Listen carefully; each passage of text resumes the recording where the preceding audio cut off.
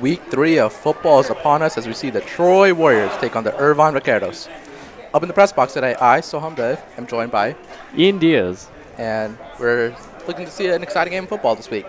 The Warriors are coming off a hot 43-0 win over Claremont High School, highlighted by running back Caleb Huss, who tallied up 147 rushing yards on 13 carries, and quarterback Rudy Alcala, who threw for 113 yards and 4 touchdowns. Meanwhile, on the other side of the turf, Irvine is 2-0 and fresh out of a 43-14 demolition led by star quarterback Koa Bui, who darted 17 passes for 218 yards as we see the Troy Warriors take the field there.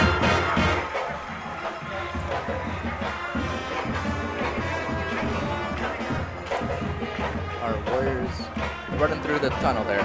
As I was saying, led by star quarterback Koa Bui, who darted 17 passes for 218 yards and 2 touchdowns. On the ground, running back Braden Figuera had 15 carries for 76 yards and 2 touchdowns. Star players are seen on both sides. This game is sure to be set out for a good one. I'm certainly excited for it. I think this game might be more competitive than our Week 1 game against Fountain Valley. That game was a really close one. Yes, it was. It was a high-scoring one, which isn't what you really want to see in a football game. That's what the offenses want to see, not Oh, the defense. That's very true. As we get the call. And the opening kick is set to be underway soon. I know! It doesn't sound so loud when we're sitting over there. You're right there. But I have a sore throat. So Kicking off for the Warriors is Hayden Sanchez, and back down to return. We got 2 Vaqueros. Hayden Sanchez, the junior kicker, also junior wrestler. Hayden Sanchez also plays cornerback for the Warriors here, as the kickoff is set to take place any second now.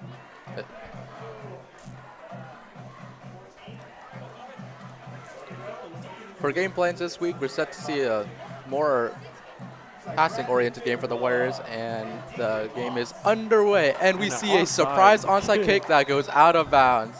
You don't see that very right often. Off the gate. And there's a flag on the play. The flag is for the ball going out of bounds. That's certainly interesting a approach. very surprising start to this game here. Yes, it is. In our Week 1 matchup, we saw the Warriors go to the surprise onside kick 3 times. Worked one. It worked one time for them, but in my opinion, I think they should start punting regularly. They should start to stray away from the onside kick, as we saw an offside, so they're redoing the kickoff.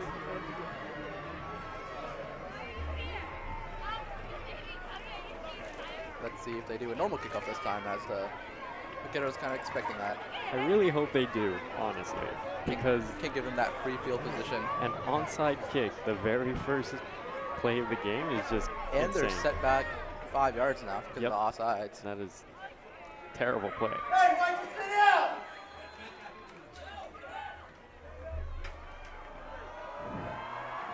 And now they're another squib onside kick type, as we see number 17 there. The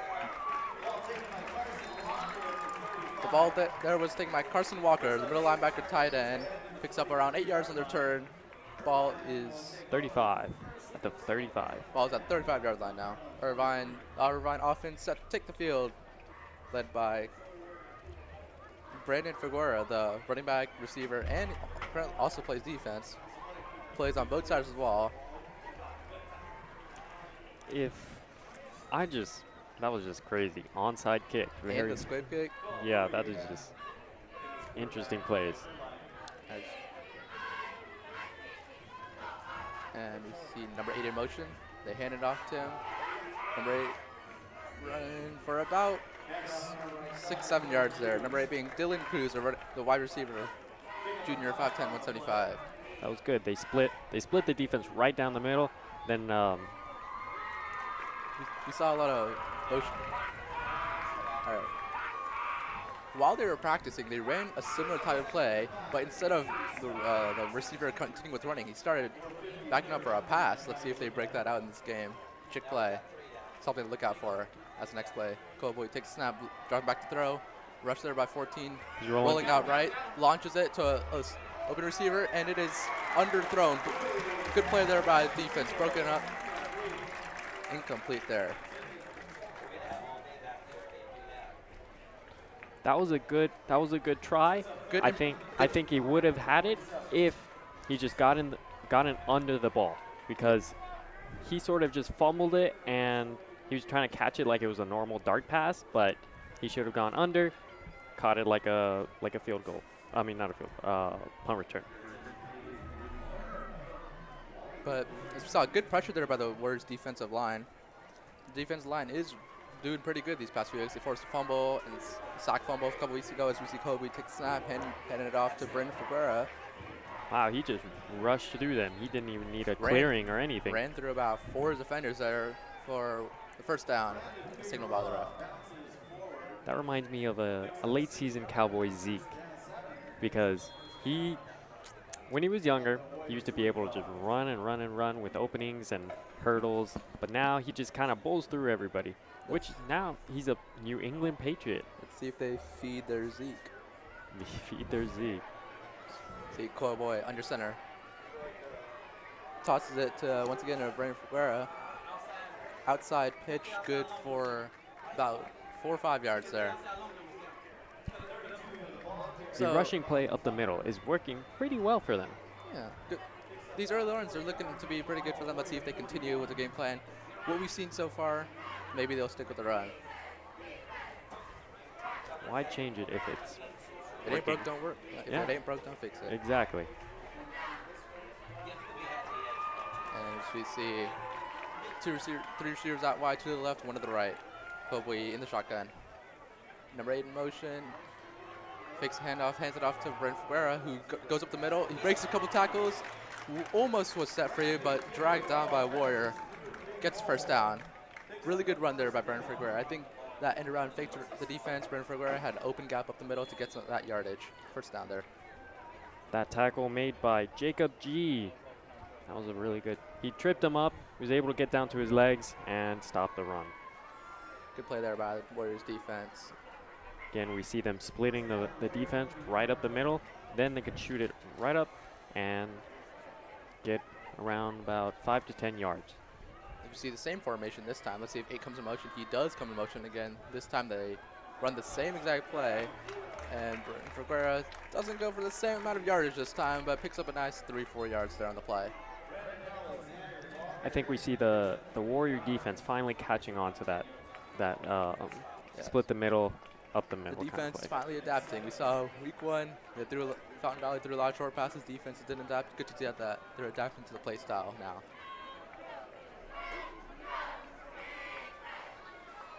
This Troy suited section is quite the It is spectacle. packed. Yeah, it is. As we see the Vaqueros doing a odd huddle, as we see pocket full of blues, we saw a wide receiver screen here, and we see a flag on the play, whistles blowing the play dead, as that ball was caught by Bobby Tufford, the fullback there. Let's see what the ref's saying, if this play seems to be heading back. That was an interesting huddle there, though. It was a little spinning action. A little bit of ring around the rosy. Yeah, that was fun. Yeah, I like to see these teams having fun. We saw 4 receivers out to the left for a nice wide receiver screen there. You know what's really fun, though? An onside kick for the first play of the game. It's only fun if it works. That's very true. Well, as we see the Vaqueros heading back, as the play seemed to be an offsides of some kind. As we see 4 receivers out wide this time, 2 to the left, to the right. Kobe in the gun, takes a snap, hands it off to number 32, and he's wrapped up there by number 14. Derek Rubacava. The outside linebacker there, senior for Troy. Good tackle there, solo tackle. And goes for about 3-4 yards. I'm always impressed by the ones that are able to do a solo tackle.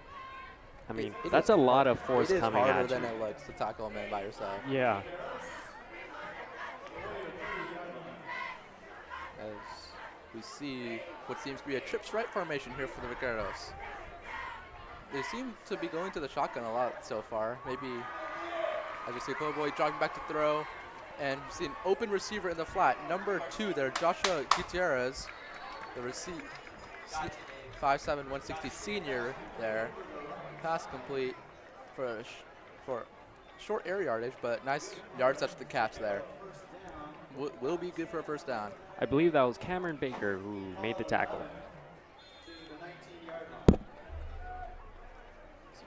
Something the Warriors need to look out for, and what they need to adapt to is really guarding those flats. They've been doing a good job of getting pressure to the quarterback, but the quarterback usually has an open flat to throw to. Let's see if they adapt to that.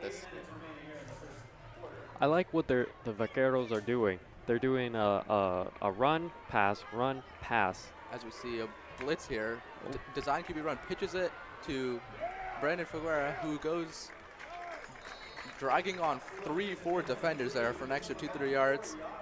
Good for about 4 yards. We saw the design quarterback option there with the pitch option. And then that play, good for 4. As we saw, number 8, Charles Lynn, who came off the sack from our first home game, which led to a fumble. I expect good things today from him. That defensive line looks to be a good one for this game. As we see the Vaqueros come out in the I form with 2 receivers to the left. I would guess it'd be a handoff. It is. It's a dive up the middle to Brentford where he cuts right, and he's good. Get wrapped up there by Troy defender number 7. Cameron Baker. Run was good for a first down. That would be Cameron Baker's second tackle of the night. Second tackle already. As we see 7 minutes left in the game. Ball on the 8-yard line. And that was good for a first down. As we see ball on the 8-yard line and goal to go here. First and goal from the 8. As you see them lining up in the I form again. Would not be surprised at all if this is another dive up the middle. The Warriors seem to be preparing for it, looking at a blitz here. And it is a dive. Brandon Figuera dodges the defender, and he's wrapped up there by 4 different Warriors. Good job by the Warriors. They're keeping him out of the end zone. I would call that the 1-yard line, maybe the 2. Down to the 1-yard line. This running game is really working for the Vaqueros. If they just keep sticking to this, rolling left, rolling right, going up the middle, changing it up constantly, they'll be able to. A lot of unpredictability, yeah. They'll be able to score almost every time, unless the defense finally catches on. And this seems to be a strong formation. I would load the box here with 7, 8 people. As the Warriors calling for a false start. Hand off there to Brandon Figuera. Is he called in? Dives for the end zone, and it is called a touchdown. Touchdown, Vaqueros. Touchdown there by Brandon Figuera on the 1-yard carry. That we saw originally a lot of the passing game looking experimental. Now, for the last few plays of that drive, they went to the running game, got a few yards each time. Good enough for the touchdown that time. Are they going for 2? No, they're lining up for P&T. Okay. As we see number 14, Deacon Moss. Deacon Moss are up for the extra point. Make sure to look out for Deacon Moss, as he is the kicker and the wide receiver. Oh, and a false start. False start there. That will set them back about 5 yards. Make the kick a little bit more difficult there for Deacon Moss. I saw a Warrior move first, actually.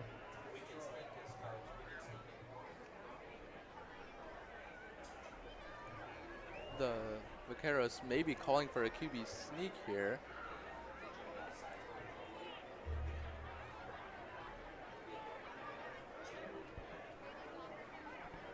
Some confusion as to what the Vaqueros are doing. It looks to be that they're going for 2. I expect a QB sneak. If they snapped this quick, they could have caught the Warriors as they hand it off to Brandon Figuera, and he's in the end zone for 2 extra points. Score is now 8-0, Irvine Vaqueros. They took advantage of the offsides there by the Warriors that brought them to the 1-yard line, and they punched it in for the 2 extra points. Let's see how the Warriors respond to that. What were your thoughts on that drive? You know what? Even though it took about 8 minutes just running up the field, it worked. You know, they did a few passes here and there, but for the most part, they ran it up the middle, split our defense, and eventually got the touchdown. Yeah. I don't know about you, but I'm kind of excited to see Everybody up for the kickoff! kickoffs about to be underway. As I was saying, I don't know about you, but I'm kind of excited to see the ring around the Rosie again. Me too. That was fun. Oh, that was a fun play. I would want to see something from the Warriors, even better, actually. Let's see if we can come up with a trick play that's not an onside kick. Before the game started, we did see some splashes of rain here and there. Let's see later on if the forecast says that's not going to happen again, but we'll see. We see a pretty thick overcast as we got Deegan Moss ready to kick off here for the Vaqueros. A little swaying action on the Maybe an intimidation tactic. Yeah, that's very interesting. And it is a regular punt caught by Declan Healy. And he is pushed out of bounds and run about the 20-yard line. So on the kickoff there, they did load the left side. They left a lot of space there on the right. Maybe the Warriors next time could see that and see that the kick's going left, left for them. Yeah, right. Yeah, make sure to look out for Declan from here on out, because during the first home game, he scored around three touchdowns. I'm sorry, three touchdowns on that first game. Some players to look out for, including Declan Healy, are Rudy Alcala, this quarterback. Vanderplug's a big one. No, not, and as they put number 11. He's number 9 in motion. Pitch out to Caleb Huss, and he's shrugs off a tackle. That is Ethan Muntz. That's Ethan Muntz, sophomore fullback there, actually. He saw a big increase in his playing time last game.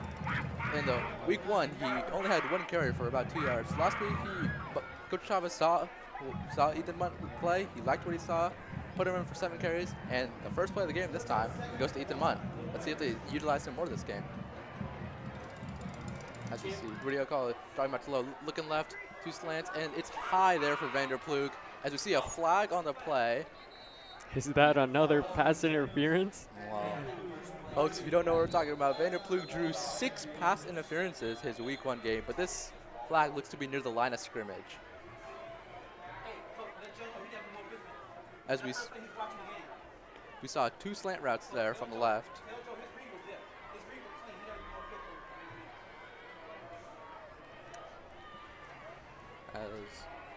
We're getting word of what the penalty is soon. If you were here watching week one, there was some interesting plays being called by the referees, like an overturning of possession. Yeah, that was interesting. We still can't understand what quite happened there. It seemed that they overturned who had possession of play after that the original dispute occurred. Something you can't normally do, but it's all right. As we see the Warriors moving back 5 yards, looking to be that the penalty's on them. As the Chavez is walking on the field, seems to be complaining to the referees there. I hope to see a better game from Rudy. He has been throwing a little high the past few weeks, and it is not a good thing for this Warrior offense. We need to see more running plays. Probably not up the middle. It works 2 to 3 times, and then it just stops. Adapting to it. Yeah. But yeah. I hope Rudy can get them passed together. We got those 2 really good receivers, Declan Healy and Vanderplug. As we say, there's no ball too high for Vanderplug. That's right. Vanderplug standing at 6'7". 6'6", I believe. 6'6". 6'6". Sorry about that. I added an inch because it looks like he's 8 foot to me. We got the helmet, we got the shoes. I think we can tack on an extra inch. Yeah. As we see some confusion going on with the refs, and Coach Chavez talking with 2 of the referees right now, seeing what was the call on the play. He's trying to dispute it. Let's get word of what the referees are saying. As it is 2nd and 6 now on the 24-yard line. Not exactly sure what the penalty was. Yeah, neither am I. Because it is. Right. As we get the whistle, that play will continue. As we see 2 receivers out left. We got call drop back to low, looking right. throws it to Declan Healy, and it bounces off his chest. Hit him right in the numbers, and he just Right didn't in the catch. numbers. That is unfamiliar behavior from Declan Healy. That's not something we usually see from Declan. But in sports, you gotta have a short memory. That's that's true. Hopefully, that's the only dropped pass from Declan Healy tonight. So that was a good route ran there by Declan Healy. Also a really good throw, as we see Vander and Rudy walking back out onto the field. And we see same formation, 2 receivers out left, Rudy in the shotgun, and big snap, looking left again. Declan Healy going on a post, and it is overthrown. Once again, we see Rudy is just throwing these bombs that are not on target. Ball did go about 30 yards. Bit of a difficult pass to make, but I think that's one that should be practiced. They really like these 50-50 balls to Declan Healy, and especially Vander Plug. As we mentioned a lot that week 1, as it's fourth down and 6 now as the punt team comes out. Vander Plug on for the kick. And Deacon Moss back to return it. Told you, watch out for Deacon Moss. As the punt goes out of bounds. So Deacon Moss and the Vaqueros will not have a chance to return it. A lot better kick than what we first saw in week 1 from Vander Plug. Yeah, in practice, the snaps and the punts look to be good. Something that we hope that they keep up this game. Yep.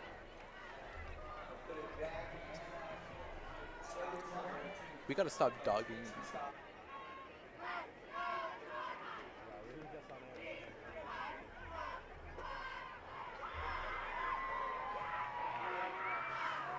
Sorry about that. As we see the Vaqueros set out 1st and 10 on 35-yard line here.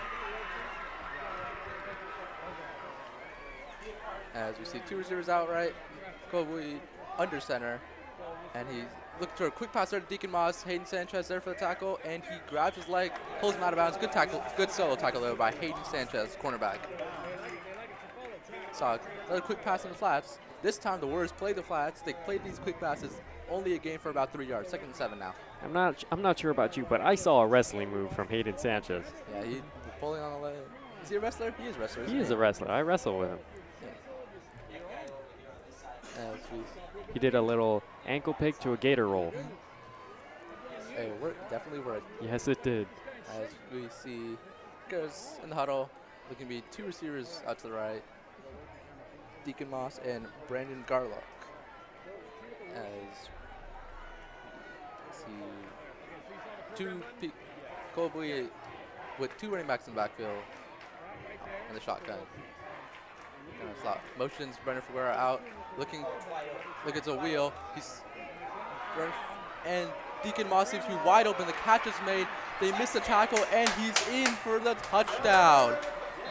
Touchdown, Vaqueros. Touchdown, Vaqueros. That was a really good play design there by the Vaqueros. They sent out the running back wheel, the cornerback, and there's a flag on the play. Oh. Is this coming back? The flag is on the Warriors, I believe. So the touchdown. It will most likely be declined due to the touchdown. Back to the play design. The wheel route there by Brendan Figueroa in the motion really pulled the corner. Didn't know who to guard. He had to leave one assignment. Deacon Moss there, open, long bomb there. Great play. Told her to look out for Deacon Moss. There he was. He made you look at him. And the play seems to stand as a touchdown, as we see the Vaqueros celebrating. 8-0, Vaqueros. 14-0, sorry. 14-0. Let's see if they decide to go for 2 again. We'll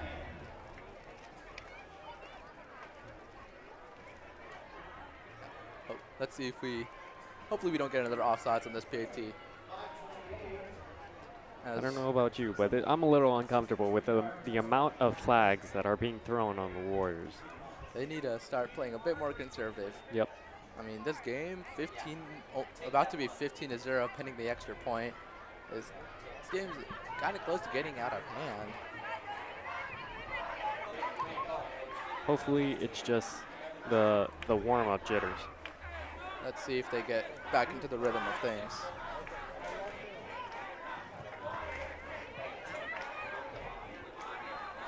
Deacon Moss on for the kick. PAT.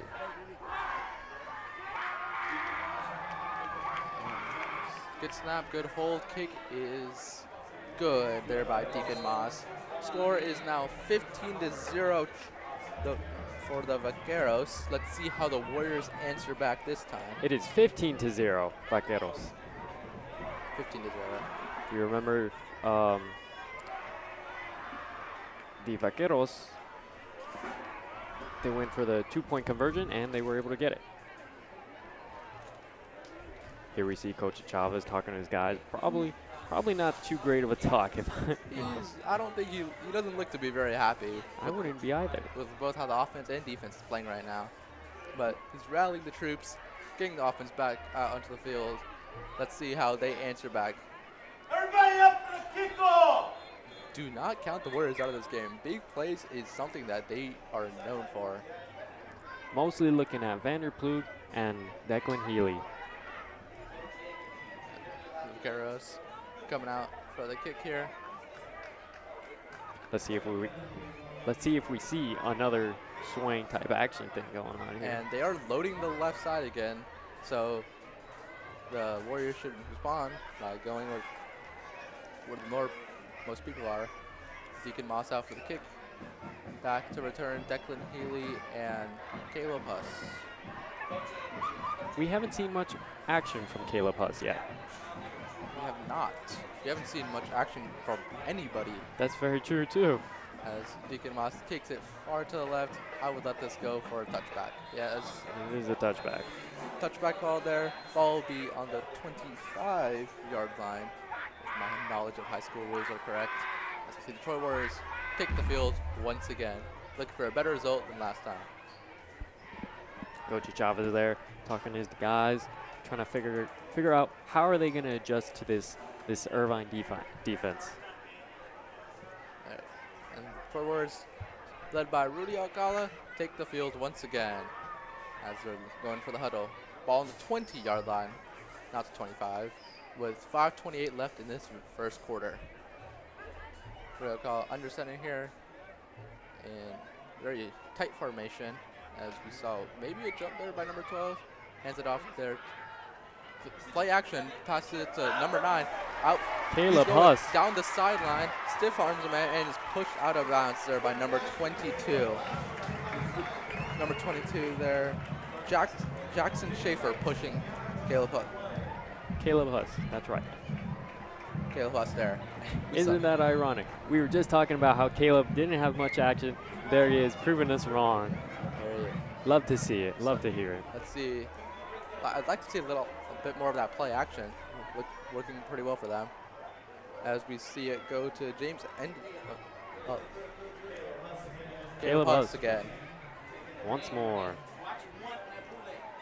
And the toss right there. If the toss was to the short side of the field, I'd say I'd go to the long side of the field, give them a bit more running room. Got about, they lost 2 yards there on the play. If I'm the Warriors here, I'm calling a pass. If you get a run and does go that far, 3rd and long is not the situation you want to be in. The Vaqueros are looking for this boot. This boot. Run. As we saw, number 55 there jumps. Cyrus Doherty, the 6'1", 255 senior. We saw him jump on the play. Got baited by the motion. It happens to the best of us.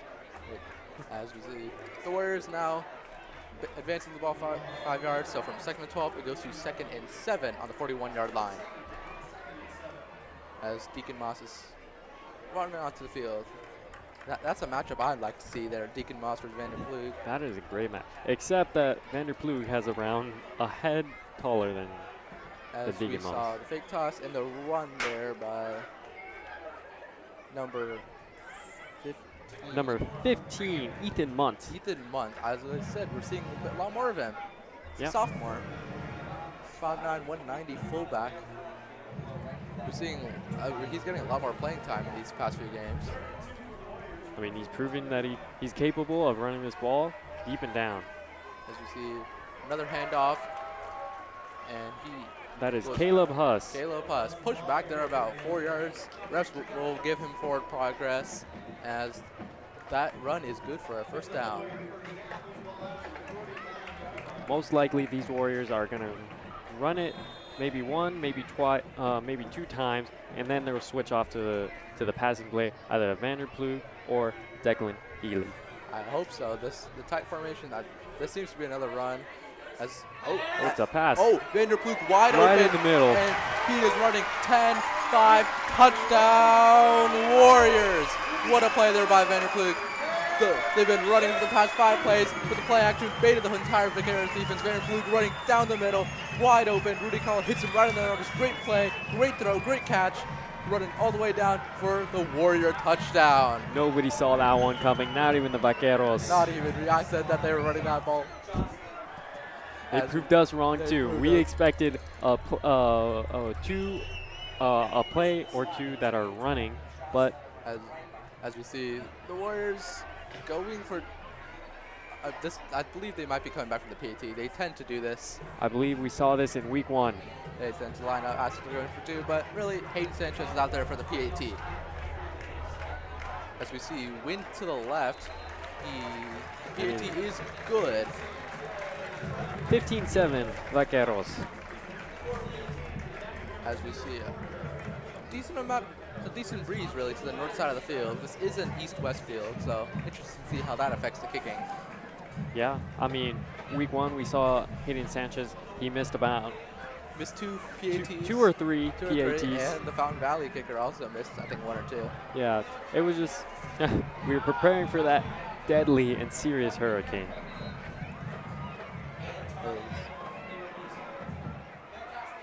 Everybody up to the kickoff! As the Warriors are out for the kickoff again. Hayden Sanchez. Let's see if we see another onside kickoff. I sure hope we don't, but I'll be happy if it works. The Vaqueros seem kind of interesting kickoff formation here. They have a lot of people right in front of the ball. Yeah. If Hayden Sanchez kicks this correctly, as they do spread out now. There it is. There. This covers all the bases. No. I would not try a squib kick. I just kick it deep here. Me too. Ideally not to Deacon Moss. Let's see if he kicks. And yes, it's a normal kickoff this time to Deacon Moss. Catches around the 10-yard line, and he's running on the right sideline, and he has room. He's running down the sideline. There are 3 Warriors, and that's a great return there for about 50 yards by Deacon Moss, running along the right sideline. Warriors were being blocked left and right. Eventually brought down. Thankfully not a kick and a touchdown, but that's something that special teams coordinators, they want to work on. Tackle made by number 7, Cameron Baker. As we see something a concept in special teams, a contained person on kickoff, someone that runs along the sideline no matter where the ball is going or where the returner is, just to prevent those kickoffs. Because most of the long kickoffs, if you've seen people like Deion Sanders, Devin Hester, most of them have been down the sideline. Down the sideline is where you want to be because that's where less of the action As we is. see a toss there to Brentford Guerra. Oh, Good and he's trip by tripped up there by Hayden Sanchez. number 21, Hayden Sanchez. Something I was about to say is that usually the last line of defense of the kickoff is the kicker, but this time our kicker is cornerback. Pretty good at tackling. I think that's a good pro there for Hayden Sanchez. I'm going to keep saying it. It's the wrestling. It's the wrestling in him. He goes for the leg, gets the takedown, gets the 2 points.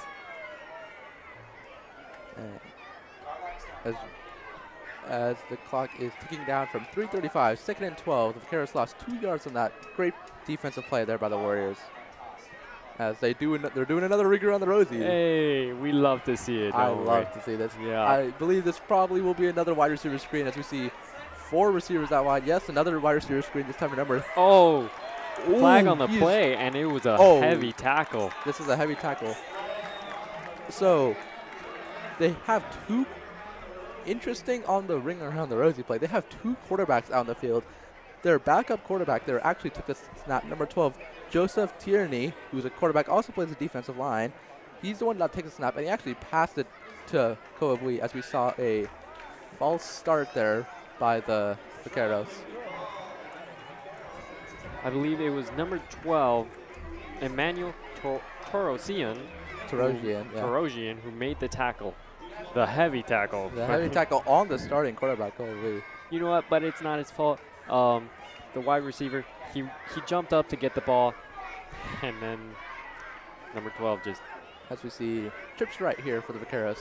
Oh, 5 wide, empty backfield. Colby looking right. He has a flat open, lobs it to him, and it's just a little bit high there to number 8, Dylan Cruz, the 5'10", 175 junior. That's the first overhead throw that he's done. That's the first bad pass we've seen. Yes, Colby. certainly. I cannot say the same about Rudy Alcala, though. He needs to step up his game right now if he wants to, what to I'm pick up saying his game. is that he has a passing touchdown. A passing touchdown? He has a passing touchdown. I would say it would be carried off the back from Vanderploeg or Declan Healy. I think the whole offense played a role in this. As we see the Vaqueros coming back, looks to be 5 wide again. 3 receivers to the right, 2 to the left. Let's see if the slot receiver on the right there goes on his screen. He's looking left to Brentford Guerra. He's not there. As we see Deacon Mostert and another. It hit the ground first before he made the catch. That is incomplete pass. Incomplete there now. It is 4th and 17 now on the 46-yard line. Definitely expecting a punt here from the Vaqueros. 4th and 20. They called it a catch and a loss of 3 on the play. Ball on the 49-yard line as we see. I always want to see an onside kick. From what I see from the Warriors, I always want to see an onside kick just to see if the other team can do it any better. As we got Declan Healy back for the punt. This is interesting lineup here. And and they're it is faking the it. punt on 4th and 20. He makes it. First down. Maybe he was a little short of the first down.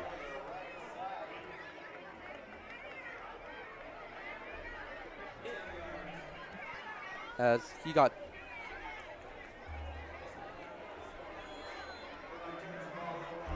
the Irvine Vaqueros turns the ball over now. It's the fake punt on 4th and 20, a very questionable call. Gets only 10 yards on the play. It was a good attempt. Good attempt. Not enough for the first down as we see the Troy Warriors offense take the field. With 2 minutes 9 left in this first quarter, ball on the 39-yard line. Another tight formation. As we see a handoff there, straight up the middle, and he's brought down for about a gain of 6 yards. Number 15 there, Ethan Munt. Ethan Munt, yep. We've seen a lot from him this game. 4th carry, I believe. Yes, it is. They're going to him out of that tight formation as we see Josh King take the field. See Josh King takes the field, a member of Omnia here, playing today. As see another handoff there, going right, dodges and goes through the gap, and he's good there for about 6-7 yards in the first down. Good running play there from the Warriors.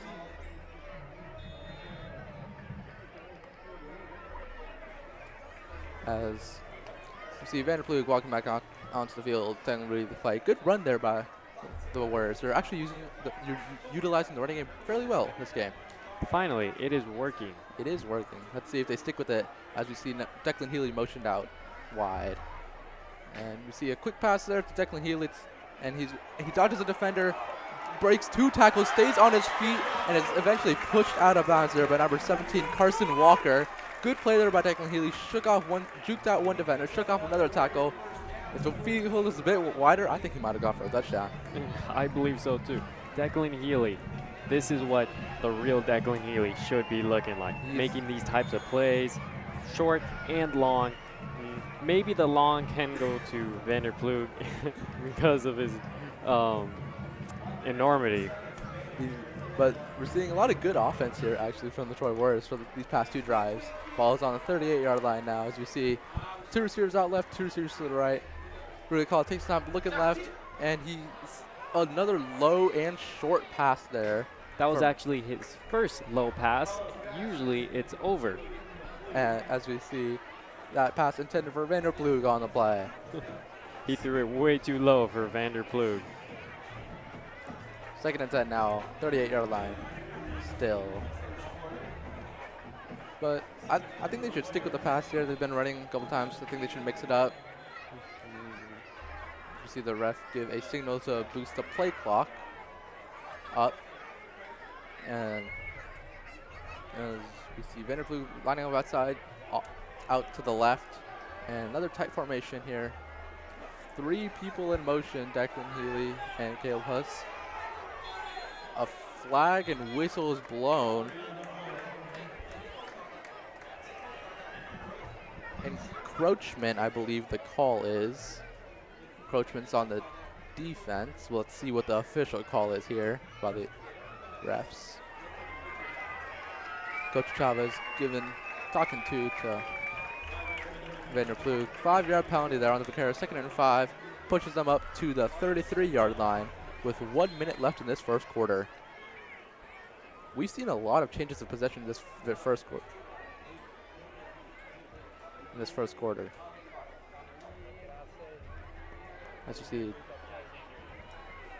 tight formation, fake tosser, Ethan Munt up the middle, and he is horse collar tackled. What seems to be no flags thrown on the play. I believe that should have been a flag, grabbed him by the neck. That should have been a flag. Definitely, it looked like it hurt. He stayed on the ground for a little bit, taking the 8 count. They can't get every call. Well, let's give them the benefit of the doubt this time. Of course, we are all human after all. Yeah. Another tight formation here. No receivers out wide. Let's see, a motion will pull. Yep, Declan Healy in motion. They hand it off to him. He's running left. He has open space. Great blocks, and he's eventually taken down there by Deacon Moss. Good rushing play there. Good for about 15 yards. This is Declan Healy that we should be looking at. This is the prime Declan Healy. He's making up for that first play that he tried to make, the hit to the numbers and then drop to the floor. He has more than made up for that as the clock ticks down to 18 seconds now remaining in this first quarter. Vanderploeg lined up out there, but these outside runs are working for them a lot, especially also the inside runs for Ethan Munt.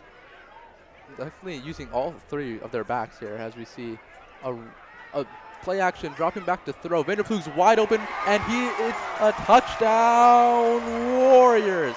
Vanderploeg's 2nd touchdown there on the left hatch of the field. Another play action. Another play action pass there from the Warriors. Trick the defense once again. Vanderploeg open with separation. Rudy hits him right in the numbers where he wants it. Good play, good throw, good catch. Great execution there by the Warriors offense. As we see Hayden Sanchez lining up for the PAT. This PAT, maybe they would consider going for 2, but PAT, as the PAT is up, and it is good. Score is now 14-15. Irvine with 13 seconds left in this very first quarter.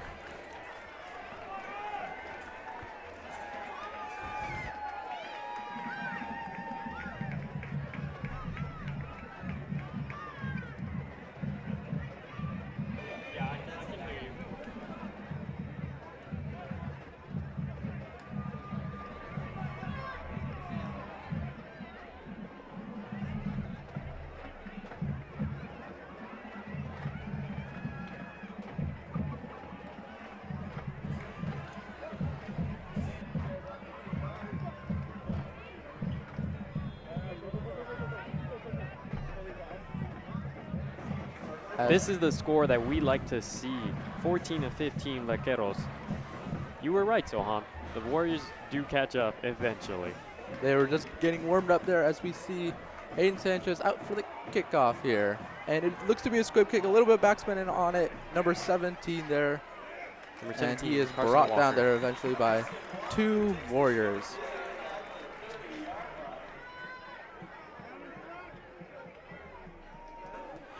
As now we're going to deliver a little message from the sponsors of the Booster Club has wanted us to say these things about their sponsors for the football team. We'd like to acknowledge our amazing sponsors for this season, and when you get a chance, for all the fans in attendance, please check the banners that are hanging up near the front entrance. Also, looking to buy or sell a home? Contact Crane Real Estate, your realtors for life. As we see a handoff there to Brandon Figuera as the first quarter ticks to an end.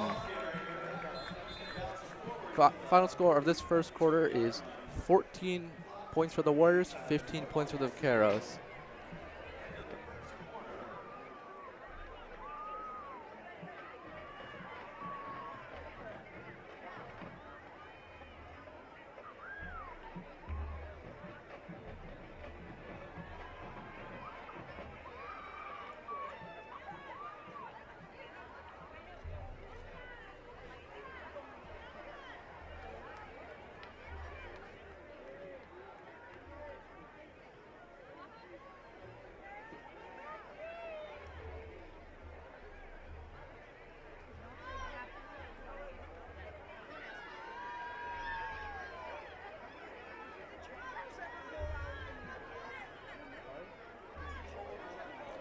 Okay, this has been an interesting first quarter.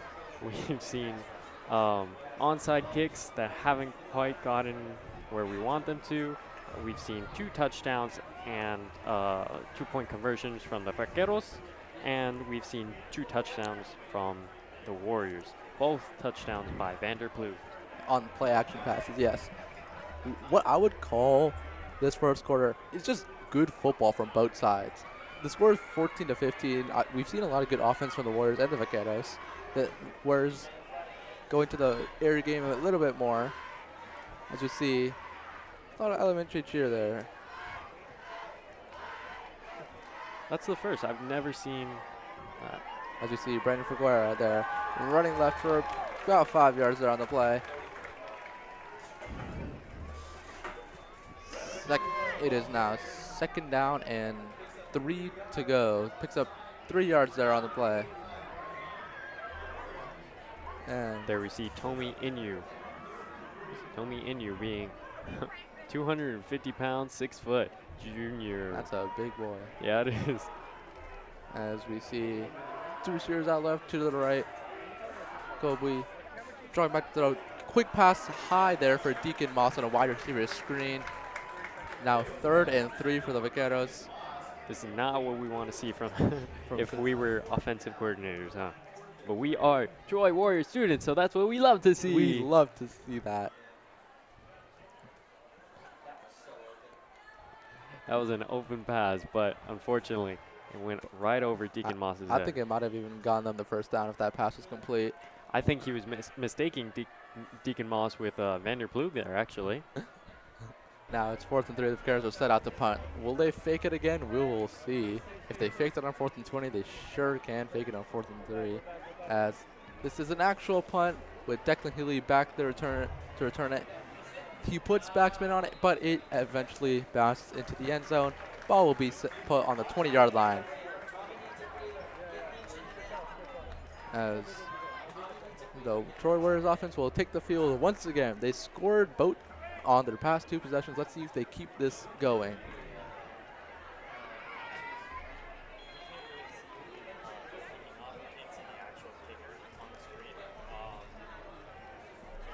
The Warriors offense walking back onto the field.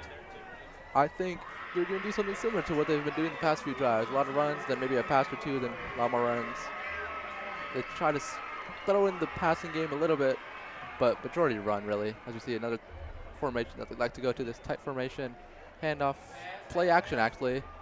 Wobbly pass there for Vanderploeg. Good defense there. And his helmet is off. Vanderploeg. Vanderploeg's helmet is off. That was a really good play there by Deacon Moss. He read the route perfectly. The comeback there by Vanderploeg was no good. Bats it away.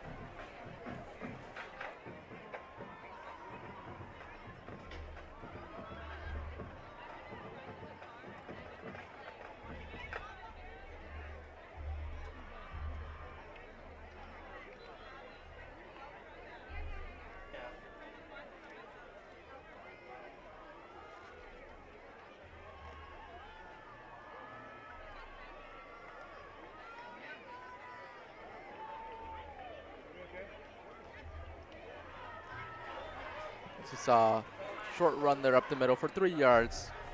3rd and 7, sorry, now. And did not catch. We see Rudy slowly walking to see what number 81, Josh King. has to say, our fellow Omnia peer. As he's lining up out wide, and the Warriors back in the front. In 2 receivers out left, 1 to the right. Looking to be a pass. He's looking right, and quick out route thrown high once again there for Declan Healy. That will lead to a 4th down. We hate to see it. We hate to see it. We love to see it when Irvine does it, but we've been seeing unfortunate lot this is of just it. too much from Rudy. He obviously has not improved since week 1. He needs to stop throwing over people's head unless they are Vander Ploeg, who can actually reach those balls. But if it's anyone else, like Declan Healy, he cannot make those catches. He can't. He just can't. He physically cannot. So Rudy has to adjust to his players. See a little bit of fire here in the press box. But just speaking what needs to be said. Yeah, I'm speaking the truth here. As It's hard. Good. Vander Ploeg back for the punt. Punts it deep to Deacon Moss. Let's see. Does it go out of bounds again? It does. Out on the Vaqueros sideline. Pretty just decent punt there. Vaqueros will get pretty good field position here. I think around the 50-yard line. As we saw a 3 and out. A 3 and out by the Warriors offense. Something looking like the early game now. The early game. We don't want to see that. As we see. But you know what? It proves that both defenses are capable of holding off the other's offense without getting a touchdown each time. This is actually a really good defensive game. Just a really good football game in general so far. Close, 14-15, with Vaqueros with the ball now on the 48-yard line. 2 receivers out left, 1 to the right. Kobe in the shotgun. Takes snap, hands it off there to Brendan Figueroa. Bounces left, breaks a few tackles, breaks more tackles, running down the sideline. 15-10, 5, touchdown, 1-play drive there by the Irvine Vaqueros. Great play there by Brendan Figueroa. Breaking so many tackles there. I think he might have dragged down half the Troy defense with him on that touchdown. I mean, that was just a great play by the Vaqueros. Our defense did everything and anything that they could. It just... He ran it so well. He read it.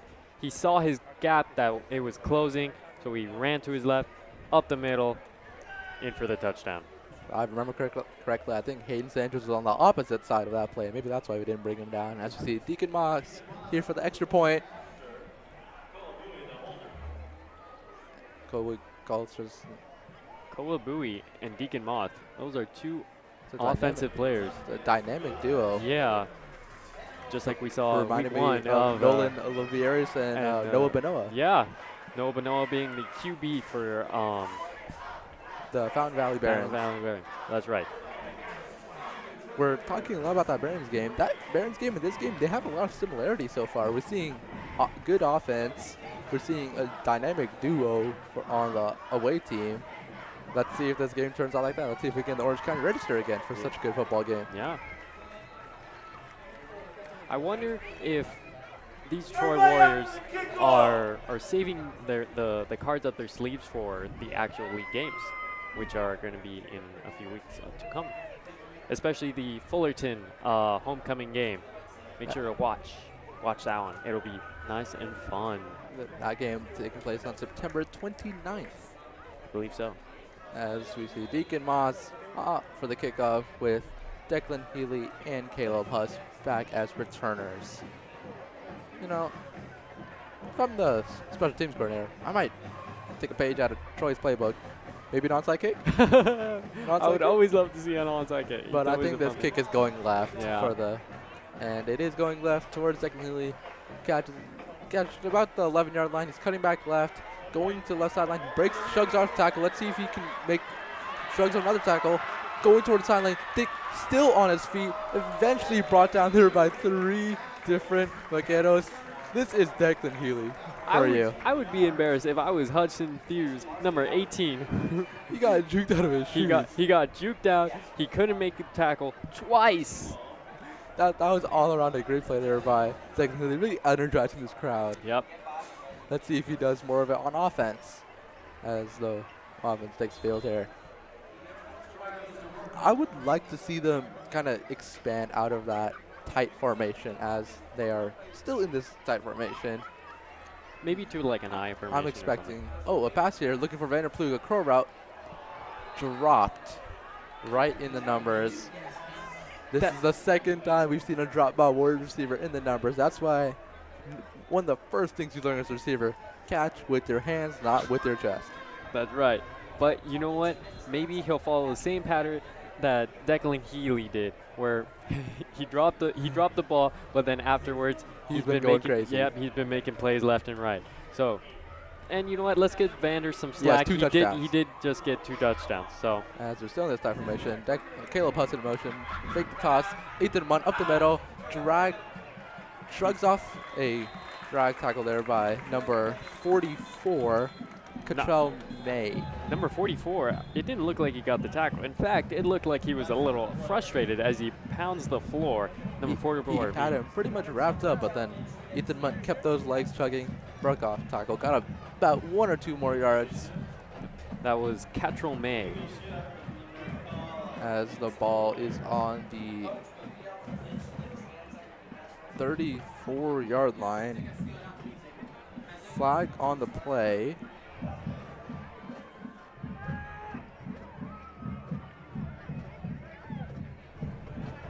Flag on the play here. Let's see what the refs call it as.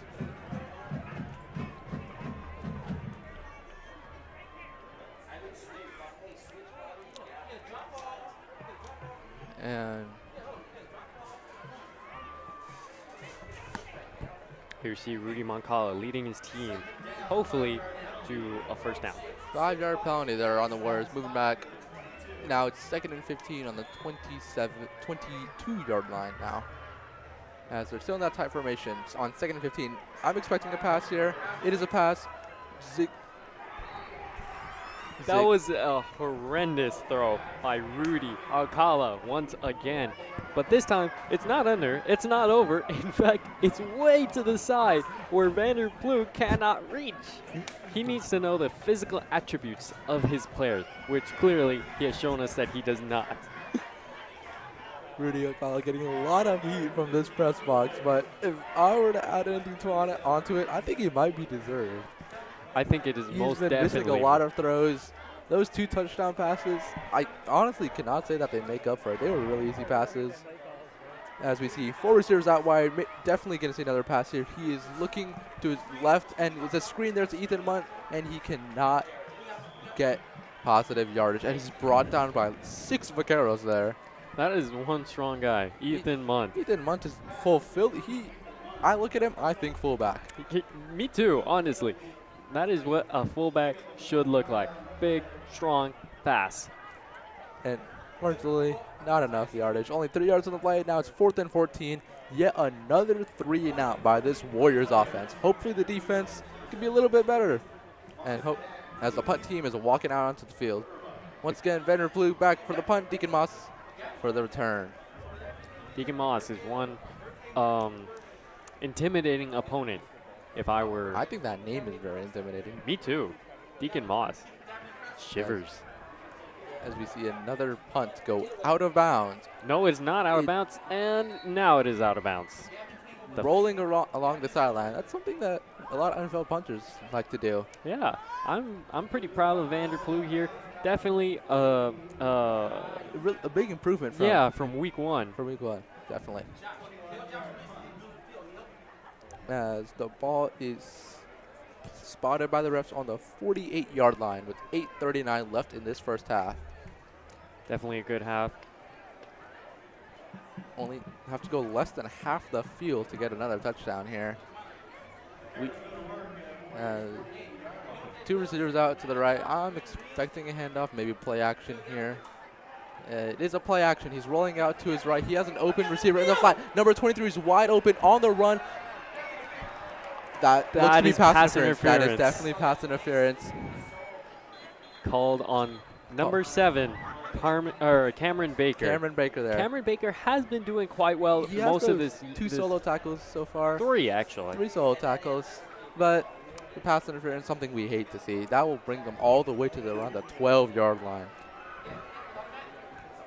He wasn't turned around at all. He was completely facing the wide receiver. Clearly pass interference, but that's okay because it's his first flag of the game. I believe our defense can stop them still. Me too. As we saw, I like what I saw there from Kobe. The rollout right, he had the flat open.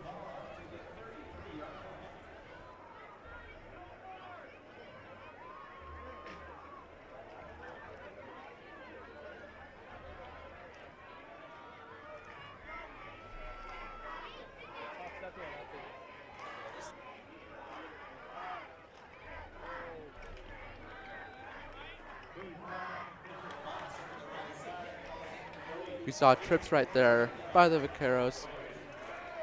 Shades of Rudy Alcala there by Kobe. Pass high there for Deacon Moss.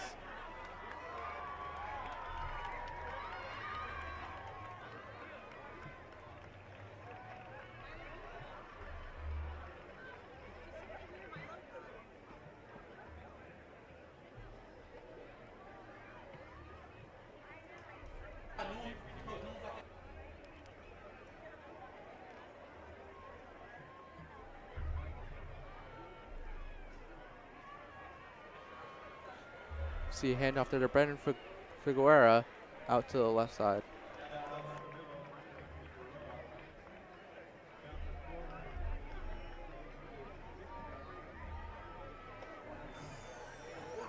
The 26-yard line there. 3rd and 4 with 8:10 left in this first half. Definitely a good half played by the Vaqueros and the Troy Warriors. Good defense, good offense, good defense, good offense. That's been the note for this game. As we see trips right for the Vaqueros. I'm expecting a pass, maybe a quick short pass to number 2, and it is a handoff, and it is blown up by our Warrior D line here. 4th and 4. I think this might be 4th down territory, especially in high school football. Yep. And that was the main man, Charles Lynn. Charles Lynn, the star defensive tackle. And let me mention it. I gotta mention it. He is a wrestler. Charles Lynn had that one sack fumble in that Week 1 game. Pivotal moment for the Troy Warriors defense. Really good to see. The Vaqueros offense is staying out on the field, which is expected. This is really no man's land. Can't punt, can't take a field goal. And it's 4th and 3, so it's not that far. They would go for it here. See 2 receivers out wide, right. We see a blitz coming from the Warriors. Number 2 in motion. They driving back to throw. It's a screen to Brendan Figueroa, and he's blown up. What a play there by number 42. It was number 42 and Charles Lynn.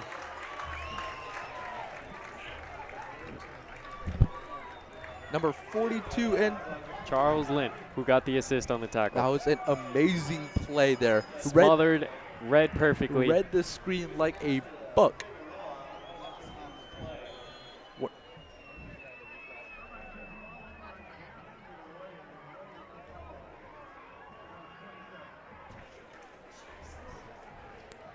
Great play there by the Warrior defense. That was a great stoppage. That probably would have been a touchdown play if they hadn't had got it. If not, at least a first down. As we see Warriors offense take the field, handoff there to Caleb Huss. Yes, Caleb Huss. And Good it for was about smothered. 1 yard if they're generous. Good for nothing.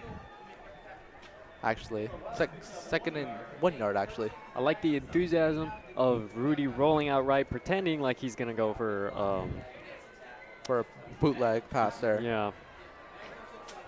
That is something that is actually working to their advantage. Their 2 touchdown passes have been on play actions in which that the defense is getting completely baited. They're biting into the play action very hard, and that's left Vander completely wide open.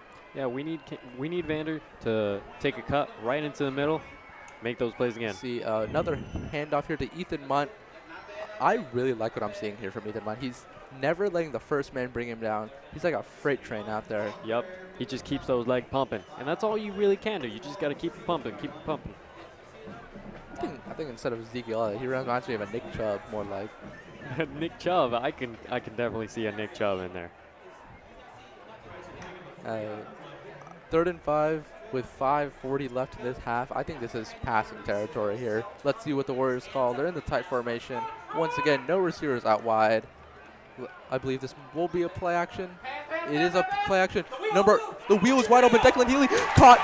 He's running down the sideline. 30, 20, 10, 5. Touchdown Warriors. What a play. They're about to get Declan Healy with the play action baited them, but not enough. Vander Plug on the crossing route drew the entire defense to him. Declan Healy wide open with the wheel out of the backfield, running down the sideline for the touchdown. Great play there by the Warriors offense. We told you, Declan Healy was the man to look out for. Even though he got that first drop, he is coming back this game. Yeah, he is. What a play there by Declan Healy.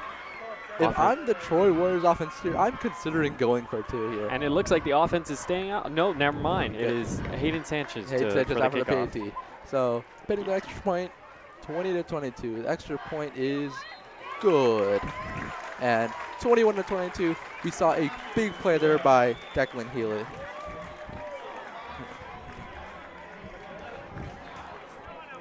Now I'm looking for probably a 2-point conversion because it is 21-22 and it'll stay a point behind if this kind of pattern keeps on going. This scoring, block, scoring, block, scoring, block. We don't like to see that. We want to see scoring, scoring, block, scoring, scoring, scoring, block.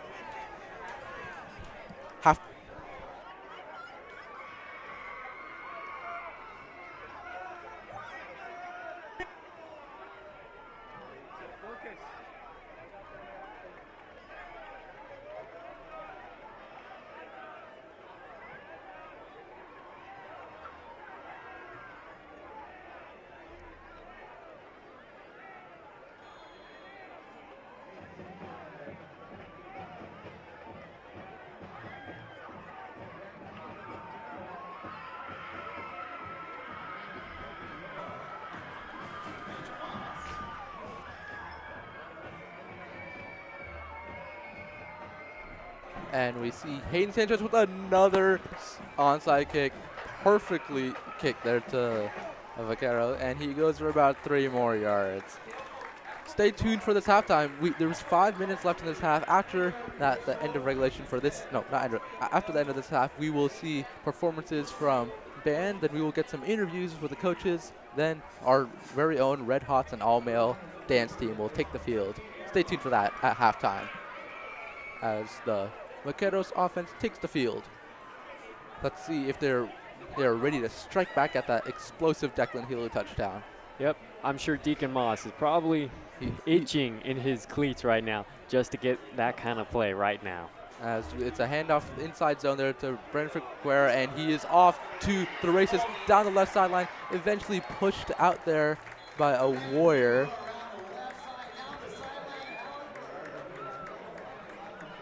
I believe that is number 12. Number 12, Emmanuel Tarogian, I believe, pushed him out there. Emmanuel, he's... As we see the cheer with a lot of, looks to be elementary schoolers participating. That's a great thing to see. As we see a replay there, number 17 actually pushed him out of bounds. Jacob G. The 5'10", 165 senior safety for the Warriors. There seems to be a flag on the play as the Vaqueros are walking back the play. It's really unfortunate to see if you're part of the Vaqueros coaching staff. I'm confused on what the flag on the play is and for what. As we see 1st and 20, I believe that was a holding call as it was a 10 yards back. Holding calls are rather hard to see from up here. As we see 4 zeros out wide and Josh and Brendan Figuera in the backfield now as the refs are walking the ball even further back, or 1st and 17 now. A holding call was called, and that pushed the Vaqueros 10 yards back. And we see 4 receivers out wide here for the Vaqueros, and it looks to be a blitz by the Warriors, number 18. And he is coming off the edge. Pressure is coming.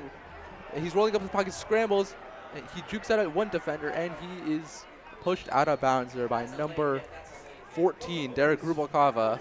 Vaqueros maybe calling for a late hit and a flag on the play. I wouldn't call that a late hit. I don't believe He was inbound and he got pushed out into the sidelines, rather than he got pushed in the sideline. That play will set up now 2nd and 6, 14 yards there on the carry. Ball on the 42-yard line with 4:38 left in this half. With now, I think we're going to see a bit more tempo starting up for both offenses here as time is ticking down as we see trips right here. Handoff to the Brandon Figueroa, and it is stuffed by our star defensive line there. Good for maybe 1 yard, if that. 3rd down brought up here for the Vaqueros. That was number 5 who made the play, Jacob Popkoa. Good play there overall by the Warriors defense. They're doing really well this drive. If they get a stop here, the offense could take the field and could get another score, taking the lead at half, which is something that they would want to see, as they do get ball at half. Yeah. The Warriors get ball at half, though. As we see trips right here. I'm expecting a wide receiver screen. It is not. A quick pass here to number 2, and it is caught and is brought down there by a Warrior. Number 2 and number 2. Isn't that fun? Number 2 being Jacob Warner on Warriors. On Joshua Gutierrez, the 5'7", 160 senior for the Vaqueros. You always love to see those ironic kind of numbers matching up, don't you? Number 2 and number 2. But that pass is good for a 1st down. 1st down brought up here on the 49-yard line for the Vaqueros. Their own 49-yard line, that is. Now we're seeing a shift from running plays to passing plays. It's been a little unbalanced with. They're going with the flow, I'd say. Yeah. As we see, Forrester's out wide. Deacon Moss in motion, and he's being motioned back. And the ball snapped. He's looking left for Deacon Moss, who's on an outright. Seems to be really open. Ball is darted to number 7, Joseph Lynch. Could not make the catch. That's the 3rd time we've seen a drop straight to the numbers, really. Actually, I would say it was in the face. In the face. Maybe it was a little intentional, but you know what?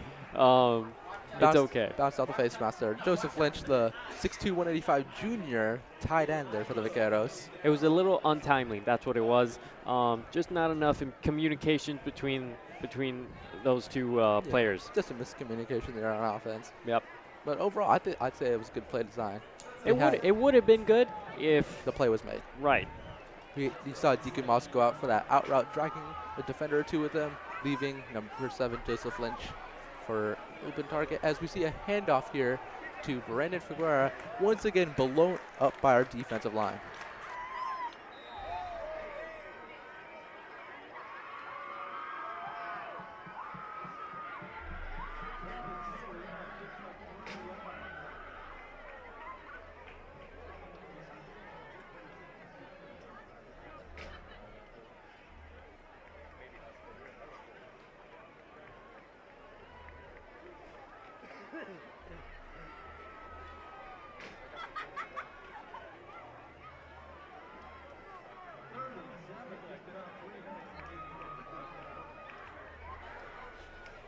Saw a 3-yard carry, 3rd and 7 here for the Vaqueros. Ball on the 48-yard line. 3 minutes and taking down left in this half. Cowboys drops back to throw, looking deep, pressure by our defense line, chucks it deep to a separation with Deacon Moss, and it is almost intercepted. Almost intercepted, broken up there by number 17. Jacob G. Jacob G once again. Yeah. We've been calling his name a lot, especially on defense. His breakups, his pass breakups have been real good, actually. Yep. And we got 2 minutes and 45 seconds left on the clock. Make sure to look out for that band, color guard, and the interviews, dance, and the interviews, which we can be interviewing Coach Bloom, our vice principal, Coach Minster, or I mean Dr. Minster. Sorry about that. As it's 4th and 7 brought up here, and Vaqueros looking to punt the ball to Declan Healy. Let's see if we see a little bit more Declan Healy magic. I would love to see that. Let's get this crowd going. As a little bit of a high snap punt there, a sky-high punt. Declan should call for the fair catch and does. And he drops it. And he drops it. Picks it back up. The refs blow it dead, as they called it a fair catch, which does not apply to a muff punt. but I think it might help us because that tackle probably would have lost us yardage.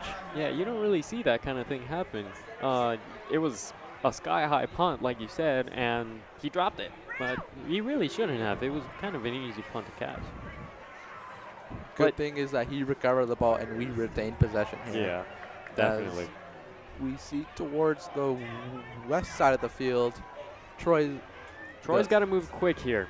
We have 2 minutes and 36. 2 minutes, 36 seconds to go, 89 yards. Gotta see a little bit of John Elway drive here. Yeah. As Rio calling the play in the huddle. And they're back again in this tight formation. No receivers out wide. Probably a motion, yes. Declan Healy in motion. Hands the ball off to Declan Healy. He's running outside. He breaks 3-4 tackles, eventually brought down inbounds. Short, probably a yard of the first down. Short, yeah, a yard for the first down. Brings up 2nd and 1. Declan Healy. We've been hearing a lot of Declan Healy tonight. Definitely we want to see a lot more from him. Maybe a little more passes on the sideline instead of these smothered running plays. As up we the just middle. saw an example of a smothered running play. Yeah. But it does pick up the first down, but it also keeps us inbounds, keeping the clock running with 2 minutes and ticking. It's not something we really want to see, nor what we want. I think we should branch out to the passing game here. I believe so too. We have 2 very viable wide receivers here. We've got Vanderploeg and Declan Healy. Yes. As they look to be going out to the pass. 4 receivers out wide. Rudy Kyle looking right. Vanderploeg has burned his man. It is caught. He's still going down the sideline. 25, 20, 15, 10, 5. Touchdown Warriors. What a play there by Vanderploeg. Burned his man, toasted him. Great ball there by Rudy Alcala. How would you like to see that, Ian? I would love to see it. I really hate the Dak Prescott throws. I really like to see the Tom Brady throws. What a play there. That is his 3rd receiving touchdown of the game. What an electric performance here by Vanderploeg. Brings the score to 27-22 with 1:30 left in this half, pending the extra point. Warriors get ball at half as well. This is setting up to be a great game for us. Yep, we need to see more Vanderploeg action because that's what we need. He's gotten 3 touchdowns for us in the last half. 1 half, 3 touchdowns. As we see Hayden Sanchez up for the extra point. It is good right down the middle. What a play there by the Warriors. 28-22. I'm kind of speechless. Me too. That was a great play. Honestly, he just hyped right now. smoked his guy. It's me. I would say it's due to his long legs, honestly. As we see a very packed student section for today's game, as well as a lot of people in attendance.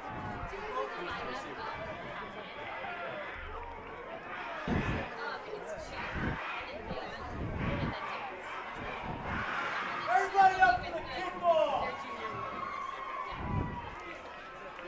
As 1:30 left in this first half. As once stated again, at halftime we're going to see cheer, band, and dance performing with the Junior Warriors here. That's right, all in that order. Make sure to look out for them and just have fun, relax, especially after that. Very energizing drive That's there. right, I was on pins and needles. As Hayden Sanchez is ready for the kickoff here. Let's see if we can get contains on this kickoff. Onside? Oh. A bit of an onside.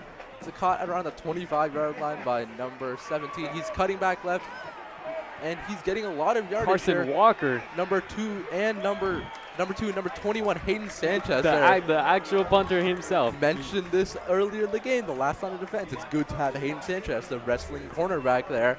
Eventually shoves him out at around the 50-yard line, but starting a drive, 1:22 left at the 49-yard line. That's bad for the Warriors, really. They really should start doing actual kickoffs. Maybe That would be great. But you know what? When I hear a rambling offensive coordinator for the other team, it just brings me joy. I mean, it brings me joy. As we see 23 sprinting to the other side of the field. Let's see, interesting formation. Warriors bring a blitz. Number 2. Pass there to number 7. Pass was too much to the left, out of reach for number 7 there. I would say that would be a good play, but Just Just a bit of inaccuracy there yeah, on but that's Koabui's part. it was about an inch away. Just right there. That's one of the throws you hate to see as a receiver. Right. I was about to mention Rudy, but I won't because he just came off of that fresh touchdown pass. But the Vaqueros definitely have a lot of possibility to score here. They have all 3 timeouts remaining, expecting they will be using all of them. Most likely. As we see trips left, Kobe looking left for number 2 in the flat. Reads Deacon Moss is wide open.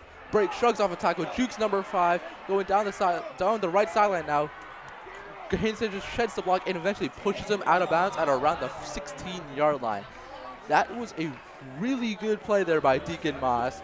And it was just terrible defense as well. The defense could not bring him down. Nope. It was a bad pass. Most likely, he caught that pass, and then a Warrior, he just lunges at him for the spear tackle.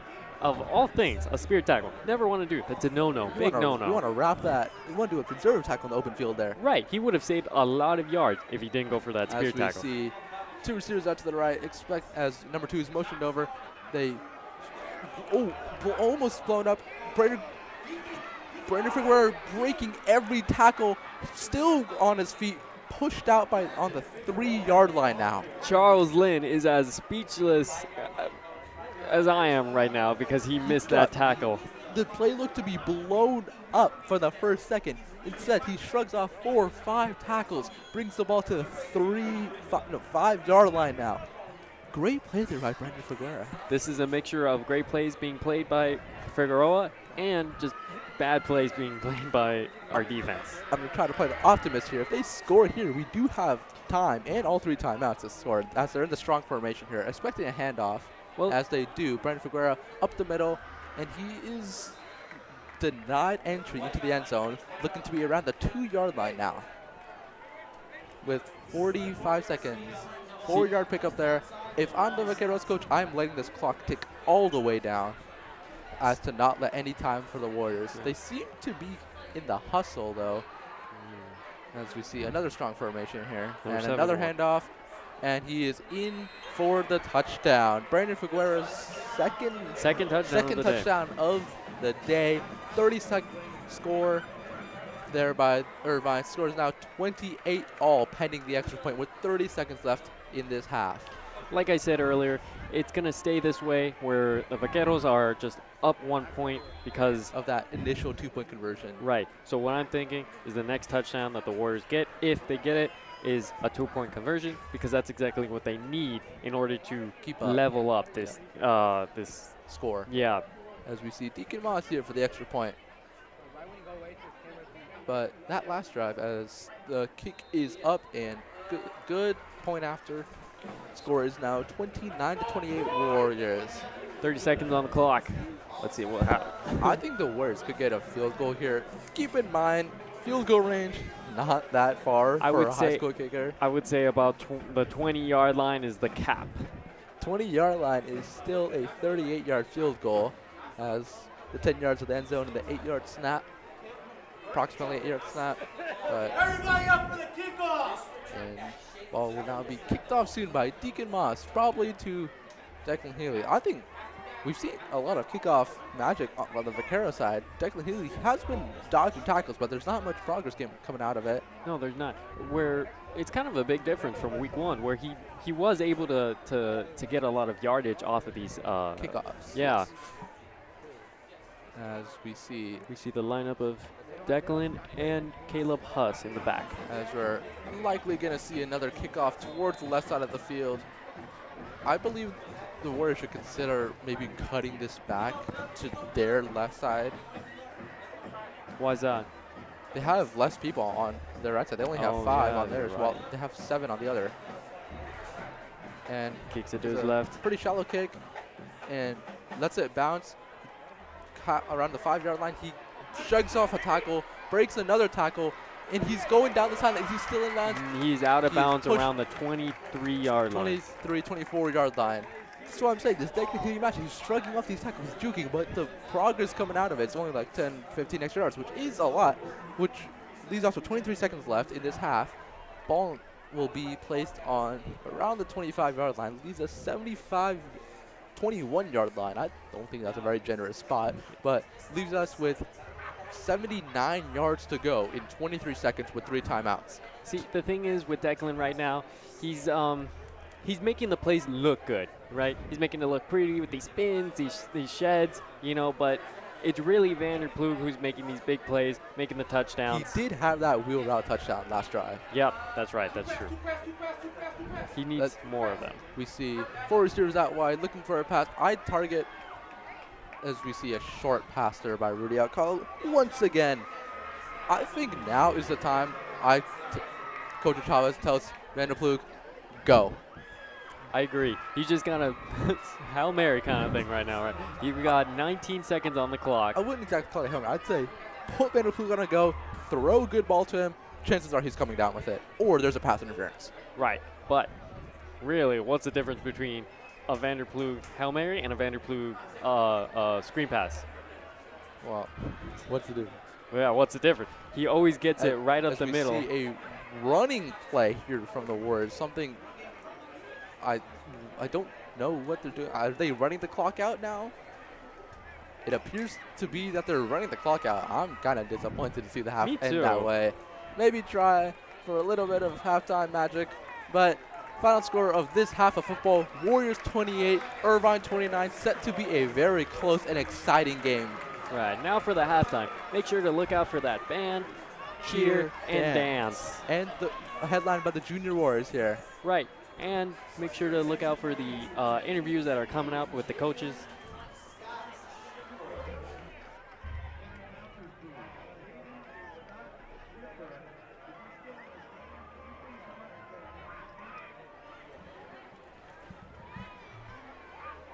And here comes Band on the field. See the band marching down onto the field.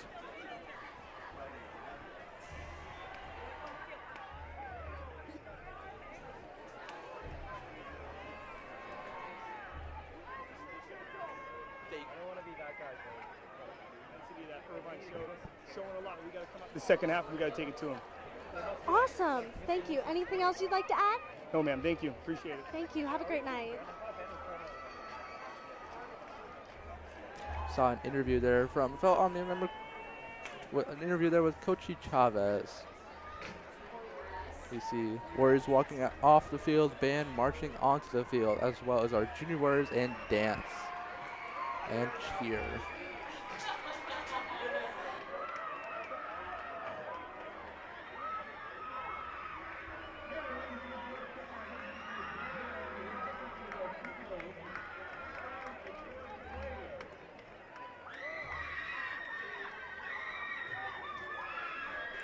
As we see the Troy cheer and junior cheerleaders out onto the field here for Troy. I think this should pump up the crowd a little bit. Yeah, little people dancing, cheering actually. Adorable and cute. We love to see it. It brings morale up. We love to see something. And as you'll see band in the background there, but looking forward to see this performance by our Junior Warriors and cheer. Yeah, should be fun.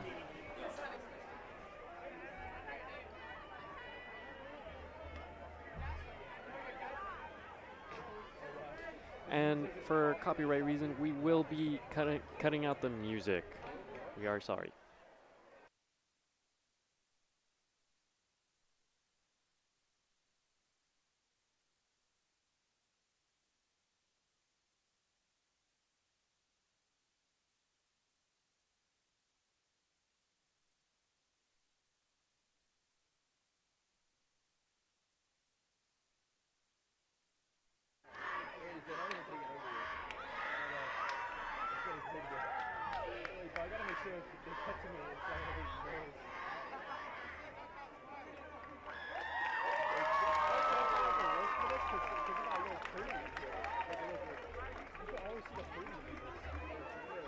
Cute performance from the cheer Junior Warriors.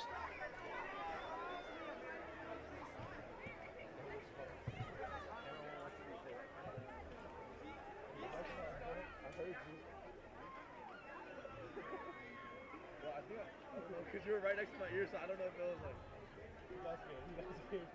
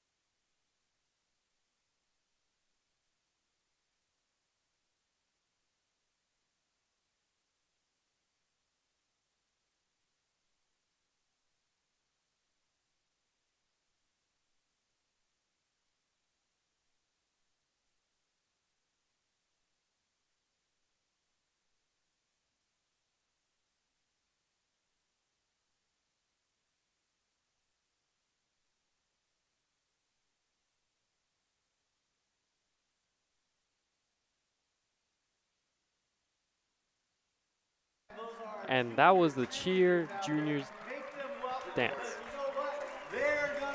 And here comes band and color guard to storm on the field. Kindergarten through like 7th grade. We see ages all through 4th through 12th grade there for those junior warriors. Really, really heartwarming performance in my opinion. Oh yeah, me too. Now let's hear some, or actually, no.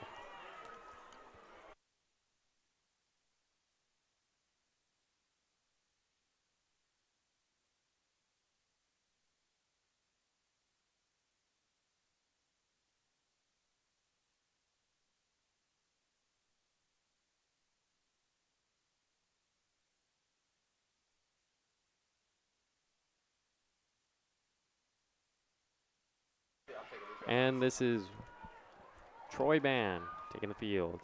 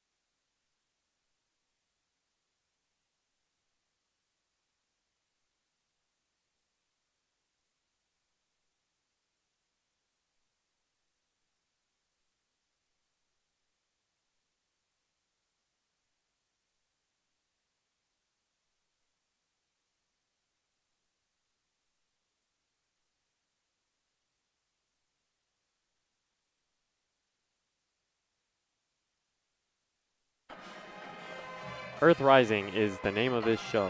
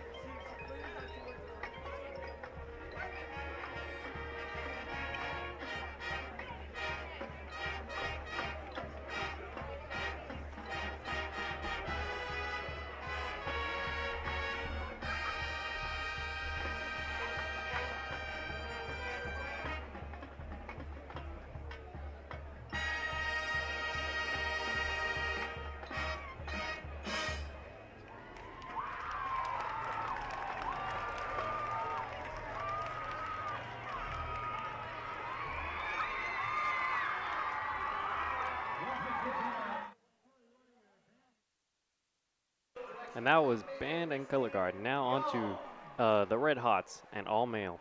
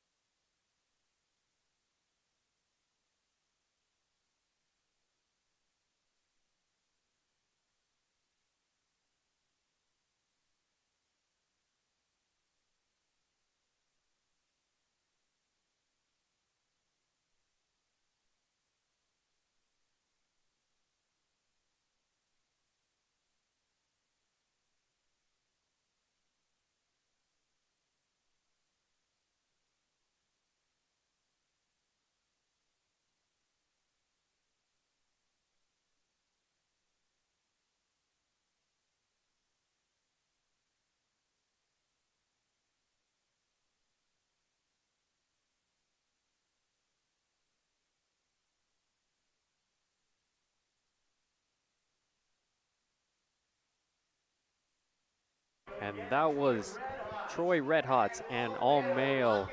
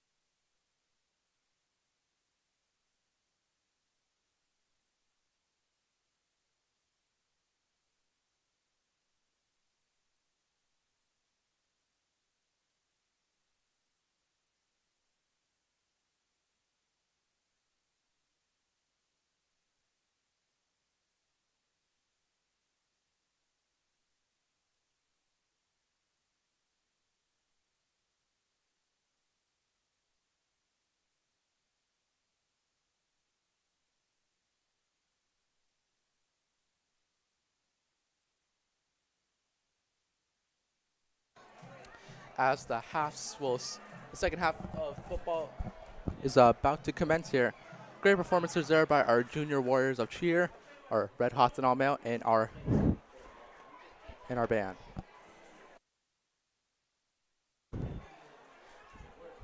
And once again, the Troy football boosters have requested that we read the following messages. Is there a leaky faucet driving you mad?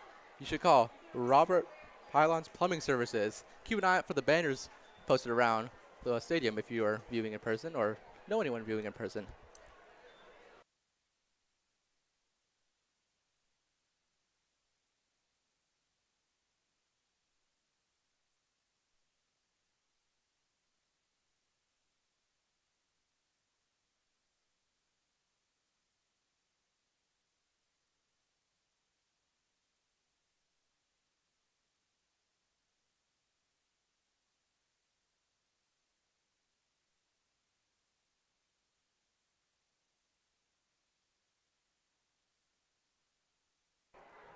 It was a great first half by both teams. Both played very well, both defense and offense. We saw 2 or 3 touchdowns made by Vanderbilt. I believe it was 2. 2 and 1 made by Declan Healy, right? Yes, 1 made by Declan Healy. 3 by Vanderbilt. Anyway, great half of football. 28-29 there. This game, as we said before half, is set out to be a good one. A great football game on our hands right now, as we have a shot now of the Troy Warriors bench getting ready to take the field once again. As a reminder, the Warriors will be receiving the kickoff here for the second half. Everybody up to the kickoff!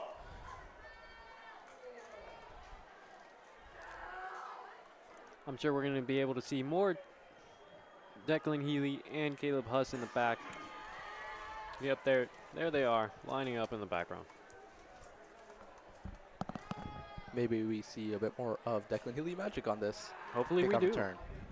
We haven't seen a lot of Caleb Huss running it, but that's because We've seen a lot more of Ethan Munt and some Declan Healy mixed in there. yeah, But Caleb Huss has been more of a backup RB than he is full RB right now for this game. I'd say second option backup.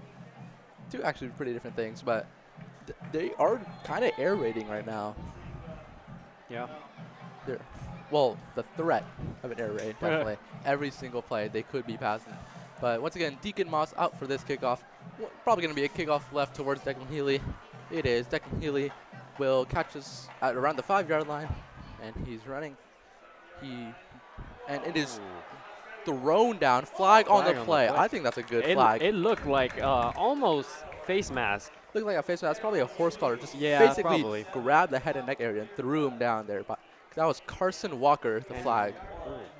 Flag was on Carson Walker. Yeah. I thought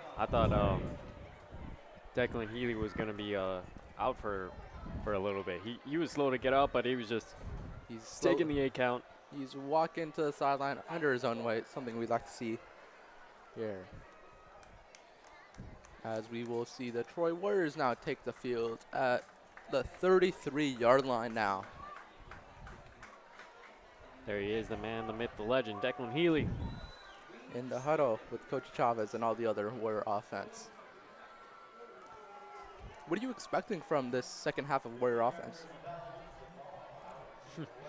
What I want or what I'm expecting? Ooh, I think you're expecting better throws by Rudy Alcala. That I'm expecting overshot balls by Rudy Alcala. Actually, Hopefully he proves you wrong. I'm wanting him to make those throws.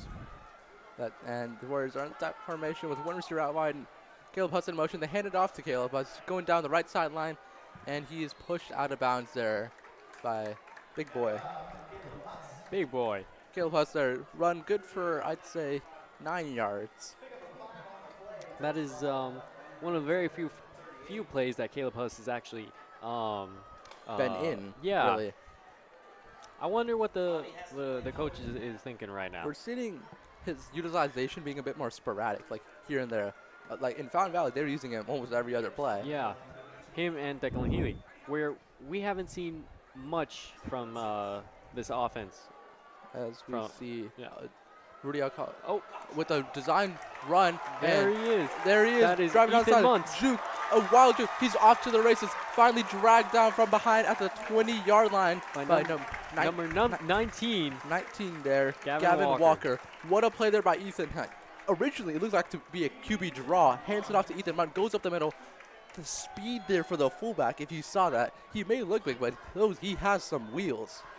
And Ethan Munt using the blind spot to mix up And evade yeah, the defender. right. Yeah.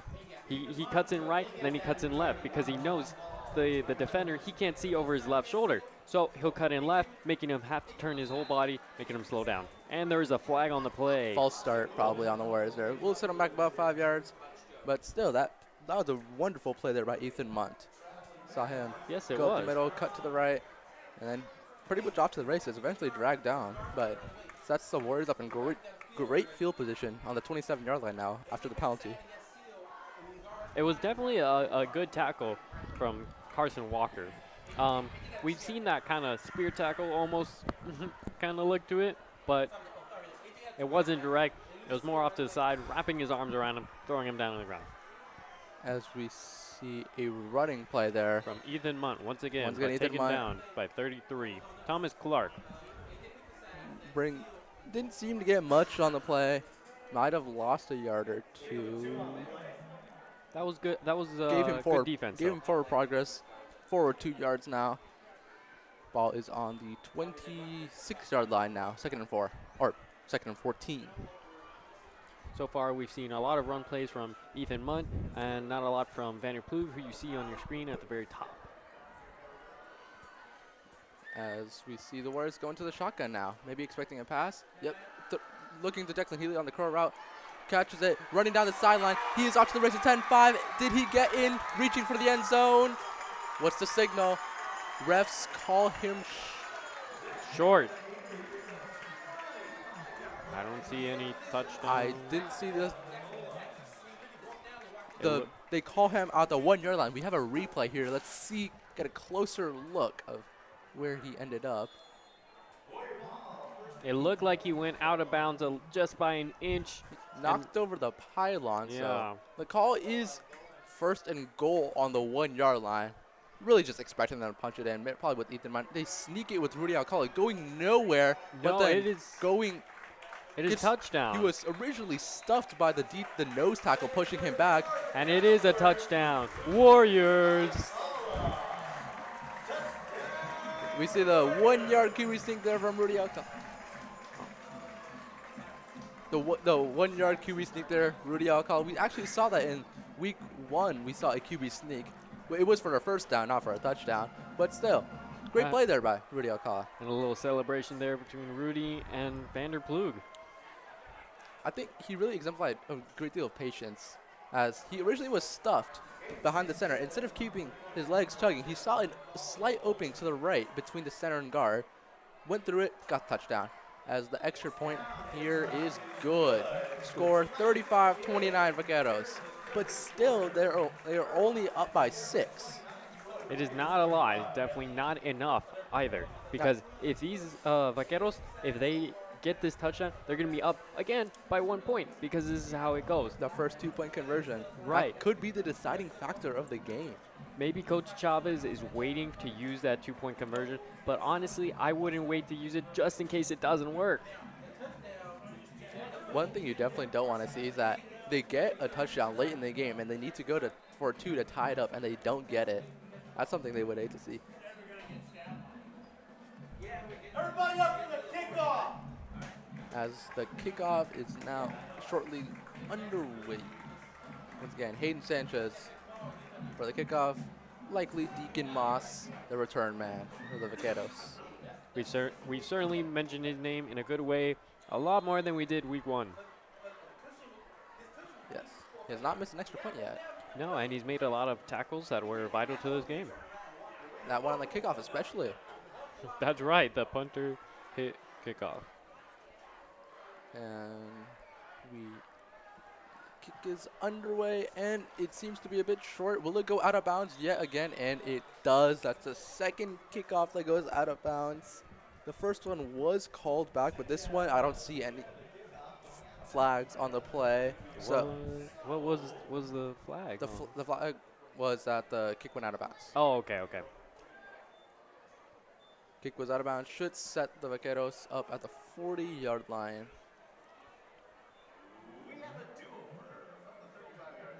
And it's going to be a do-over.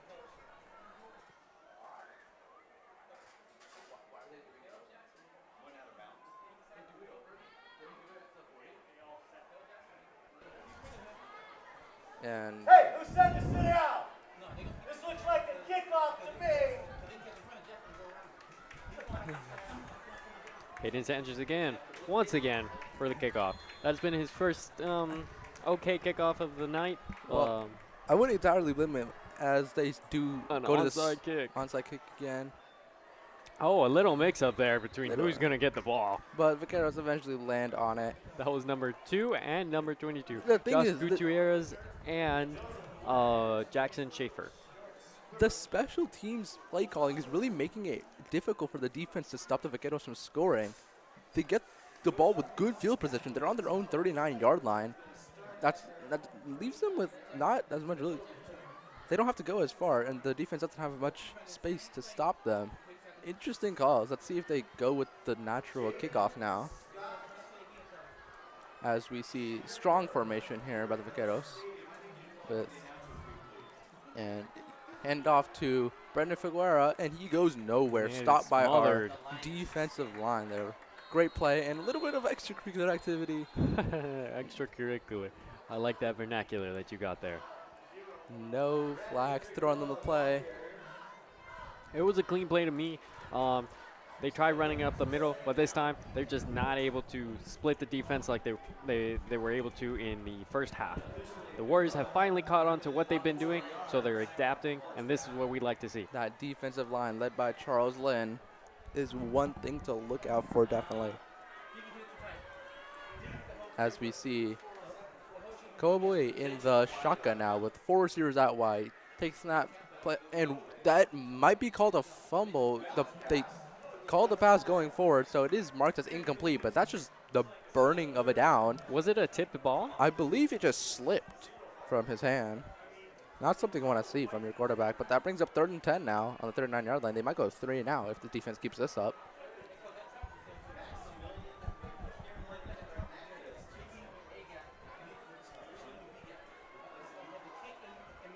As we see 5 wide now. Telltale sign that this is a pass. Let's see. He's looking to, looks to be a screen to Deacon Moss, and he turns on the Jets. He's, great tackle there by number 17, Jacob G, the senior safety. Amazing play there. Stops Deacon Moss in his tracks. And there's a little rumble tumble. So a little unsportsmanlike conduct right there after the play. Two big boys. No flags seem to be thrown, but what a play there by Jacob G. Great tackle. That's not the first great tackle we've seen from him this game. That's right. He's been impressing me this whole game. Yeah. As we see the punt team for the Vaqueros are now on the field. Maybe it's 4th and 3. We saw them fake a punt earlier. Decide to go the number punt. A sky-high punt goes nowhere. Backspin. That to the 40 and to the a terrible punt. They might as well have gone for it. That punt takes them maybe 9-yard punt. This was a Warrior kind of punt. We don't see that on the Vaquero side a lot. To remind you, it was 4th and 3. If they had gone for it, the field position wouldn't be much different. No, it wouldn't. Really a sky-high backspin punt. I don't exactly know why the backspin was put on, as they weren't that close to the end zone. As we see wing formation here. Drawing back to toss. Declan Healy toasts his man. He's wide open.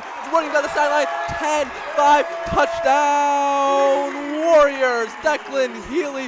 What a play. There's a double move exposes the defense, brings up so much separation. You can run a truck through it. Second touchdown That's of the his night. second touchdown down the left sideline. Perfect ball there by Rudy Alcala. That's an amazing thing to say. Yup, finally. And he smoked, Declan Healy smokes Jackson Schaefer. He just did not have the legs compared to Declan Healy. That double move just crushed that corner. As we see the extra point, Hayden Sanchez is good. It was yeah, a it was a little short. low. It was yeah. a little low, but it was good. Once again, back to that touchdown. That reminded me of one Gabriel Davis touchdown in the Chiefs-Bills divisional game. Same kind of move was there, where it was a double move, and it completely toasted the defender, leaving for a wide open touchdown on the left sideline as well. You love to see it, honestly. You really do. Amazing play there by Declan Healy. See, I feel like Rudy is a lot better at the long passes than he is the short passes. With the short passes, he just goes right over the heads, even if it's Vander Ploeg, which is kind of impossible, honestly. But he still manages to do it.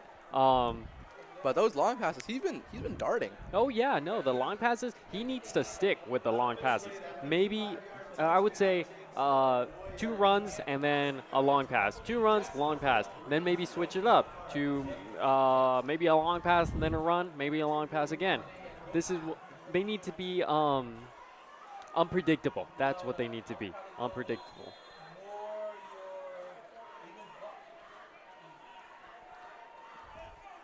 Here we are, Hayden Sanchez about to go off with the kickoff. And wonderful play there by Declan Healy as Hayden Sanchez now kicks the ball off another squib kick, but it actually goes pretty far. Deacon Moss, that's there for the return. He's a dangerous return man. Watch out. Goes up the middle and is tripped up. Leg tackle there. Good play there by number 26. 26, Damian Vasquez. Good play. Good tackle there. This is that particular kick was very interesting, but it worked. It was a squib kick that went a pretty long ways. It gave the return team a good amount of time to catch up.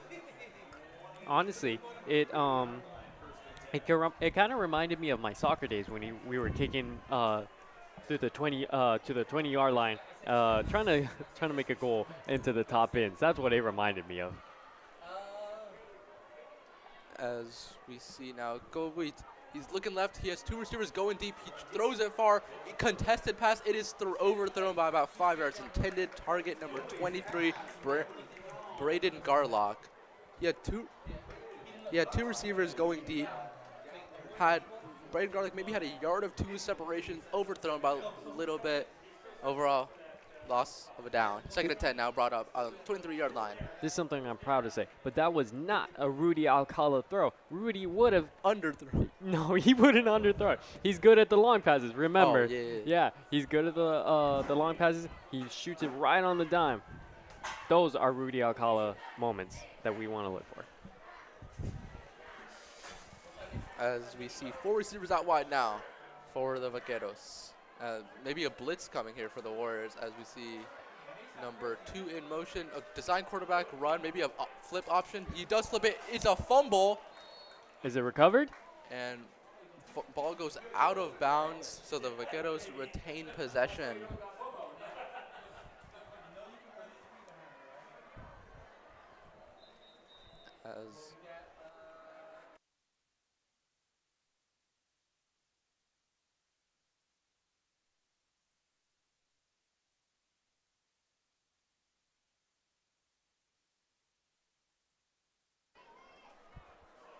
As we're still getting the call from the referees spotting where the ball was.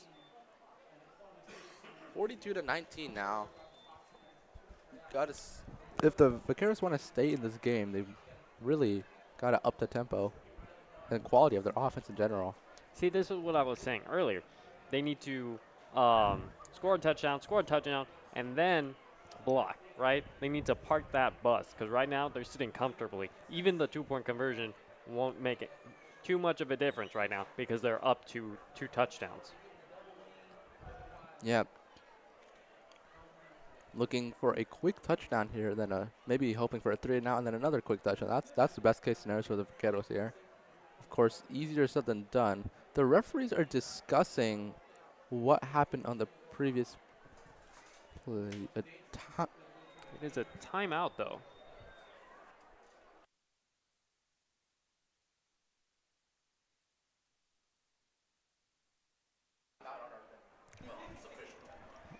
As an official timeout has been called for an injured player.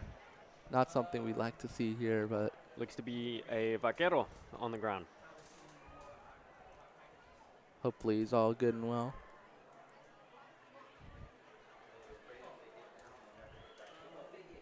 This is what we want. We want safety of all the players, not just our team. We want to see safety on the other team as well, because we care about the healthcare of everybody. As we see the Warrior walking back under his own weight back to his sideline. That's number 18. Dane Schultz, the OLB. That's a linebacker.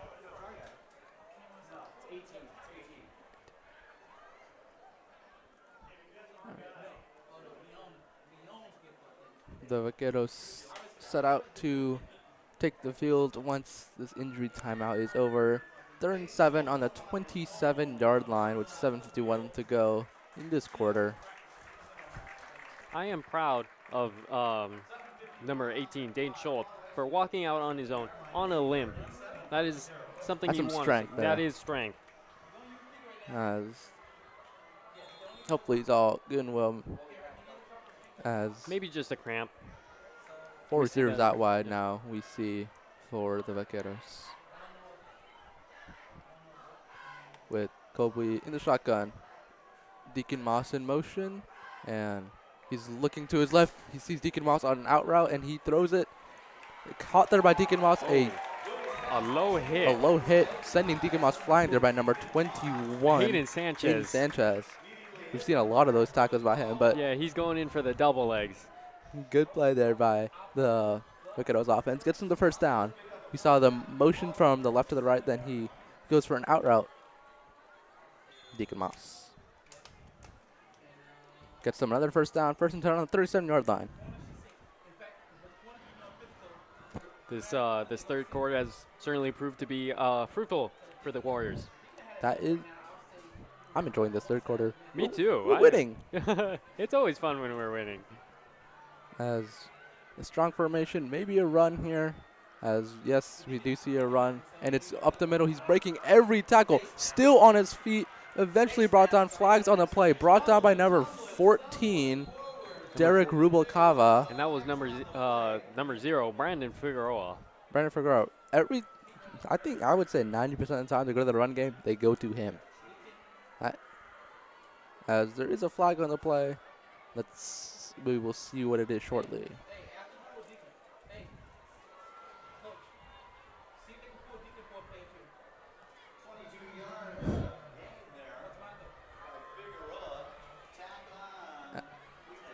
So there was a face mask call on the play. They'll add on another 15 yards, automatic first down for the Vaqueros. Puts them on the 26-yard line now, with 7:30 left in this third quarter. face masks. You don't really see that coming from the Warriors. They're rather disciplined when they come to The tackling, yes. yeah, As we see a fullback dive there by number 44. Goes rumbling, tumbling, stumbling for 8 yards. That's what we love to see from fullbacks. We like to see them train racks. That's Catrell May, the 5'8", 245 senior. 5'8", 245. That's a big boy. Yeah, it is. That's perfect size for a fullback. Shades of Ethan Munt. Ethan Munt, yeah. I think maybe with less wheels, but yeah, engine actually I believe is the word. Less engine. they are freight trains. Yeah, they are.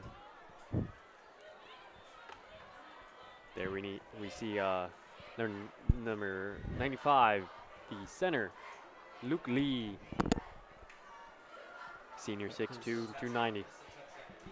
See 2 receivers out wide now for the Vaqueros. Drawing back to throw. Quick throw by number 14, Deacon Moss. Leaping for it, goes through his hands. Throw is a little bit behind him. So The leaping catches are they That's- could be a little dangerous because once you're in the air, you don't have full control of the ball. and you're subject to those defenseless hits, which is something we never want to see. Right. Earlier we saw that he tried to go for a leaping catch, but he was quickly slammed down to the ground by, I believe it was Hayden Sanchez. As that brings up 3rd down and 3 to go. Certainly, maybe 4th down territory, as I don't know, especially as a kicker. But let's see. They give it to Brandon Figueroa, and he just breaks off a tackle and is eventually brought down by 2 other Warriors. That was number 17, Jacob G, who got the tackle. Let's see. They call this a 1st down. They call him just shy of that 1st down. It's 4th and 1. 6:13 on the clock, and it is running. I am calling a QB sneak, probably to the right here. A QB sneak? To the right. Yeah. Or maybe we could use some of that fullback action. He is 5'8", 245. But I'm calling a QB sneak right. It is a QB sneak right. Look at that. Let's see, did they get it? What do the referees call it as? They pick up the 1st down there. It is worth it. That 4th down is worth it. I would go for it. It is 4th and 1. It is 4th and 1. The field goal is kind of questionable in this skill age. You know, put me in as defensive corner. I call that QB right. Yeah. Here we see number 8, Charles Lynn, who's been the talk of the defense. The defensive line didn't quite blow up that QB sneak, but it's just hard to blow up QB sneak. As we see them in the I form now, handoff there to Brandon Figueroa, and he's blown up there by our defensive line, dragged 2 yards backwards. They'll give him forward progress, most likely. And that was Charles Lynn with the tackle. Charles Lynn, that star defensive tackle. I believe that is his 3rd tackle of the game. He has, I think, 2 tackles for loss already. Yeah, that's right. And in week 1, he got that sack fumble. Really turned the game in our favor. As this brings out 2nd and 8. There you see number 0, Brandon Figueroa, another talk of the night. Certainly has made a lot of plays that has made it hard for this Troy defense. You see fullback in motion, and they play action to Brandon Figueroa. Number 14 pressuring. They throw it down to the flat. Number 44, the fullback, and he is pushed out of bounds there. Eventually brought down there by number 5, Jacob Papoka. But that fullback, number 44, Catrell May, not an easy person to bring down. Definitely not. Even when he was getting pushed out of bounds, he was not looking like he was about to fall. And the reason he fell was because he slipped. That's what I saw. I think it might have been because I'm out of bounds. I don't need to keep on going. Yeah, that's true too. But definitely will take more than one person to bring him down. As See, 3rd and 2 is brought up. I would consider running the ball here, as they are looking to be in a run-heavy formation. I'm loading the box if I'm a Warrior. I'm sending the house. Catrell May, they gave it to him. He gets the 1st down to around the 2.5-yard line there. See these like barging plays that they're doing. They're actually working for the short distance that they have to make, and they're utilizing number 44,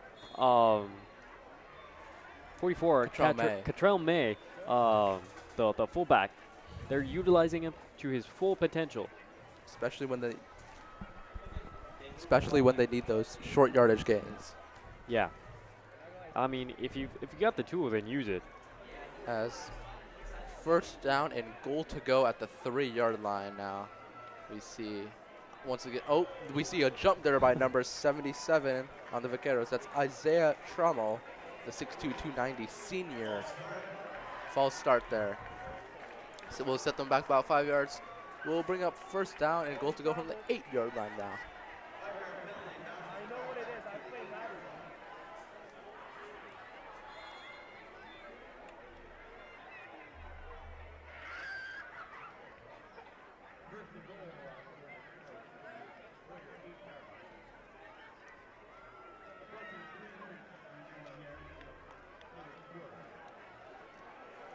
Here you see Charles Lynn lining up. I'm calling another run here. Warriors are blitzing. It's a play action. Kobe. And he he throws it in the deep. middle. Intercepted! What a play there by number 21 on the Warriors. Hayden Sanchez, we've been calling his number all night. What a play there by Hayden Sanchez. Kobe was under pressure by a wonderful defensive line. The blitz brought by the defensive coordinator. Wild throw under pressure, picked off by Hayden Sanchez, gives us possession. We talked about this in week 1. You never want to trash the ball right in the middle because of that exact situation where Hayden Sanchez picks you off and then gets a turnover. That turnover just made this game look very good for the Warriors. 42-29. 3 minutes left in the third quarter, and our possession. If we get it, usually we'd play conservative, but I'm saying keep it going. We want these big pass plays. Declan Healy, Vanderploeg, call their numbers. Definitely. This run game, it's working, but to a limit. As they see 3 people in motion, and the handoff there to Ethan Munt, who is whacked there by number 76. Yeah, he got a little whiplash there. Number 76, Alex Godinez, the 5'10", 250 senior. Oh, and he's slow to get up. He's staying down. He got whacked on that play. He was the one who's doing the whacking, and he's having trouble getting up. I saw a little bit of helmet-to-helmet contact there. Me too. I saw, like I said, a whiplash. But it looks like it's his knee. He's grabbing onto that knee. Maybe landed a bit awkwardly. Yeah, I probably stretching it out. Yeah, probably hyperflexed it.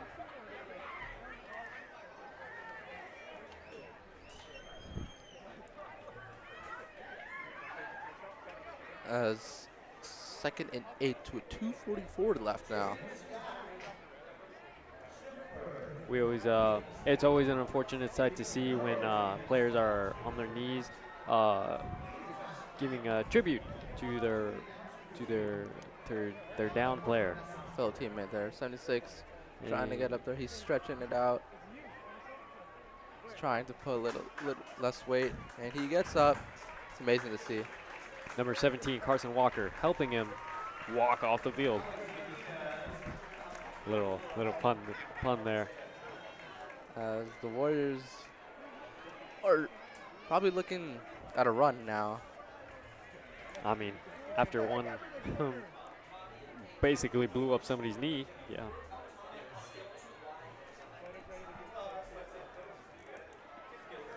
Let's see what the Warriors call. They call a double reverse here to Declan Healy, and he's dragged down there by number 19. Number 19 being Gavin Walker, the 6', 185 senior corner. That play was a handoff to Caleb Huss, who then handed it off to Declan Healy for a reverse. Goes nowhere. Loss, a gain of only 2 on the play. 3rd and 6 now brought up. As I said, I would pass the ball here. Let's keep this turnover chain going. The worst thing we're seeing on turnovers is a 3 and out. The possession after. The only thing they did was burn clock, and they didn't even burn that much of it. As we see a pass here, turns around, looking deep for the comeback. Is it thrown, and it is caught there. Really good route running there. Caught by Vanderploeg yet again with a clutch first down. Vanderploeg, he's been the talk of the night with 3 touchdowns. The whole offense has been going crazy this game. This is what we need to see. We need to see the sort of deep passes from Rudy to either Vanderploeg and Declan Healy. That's right.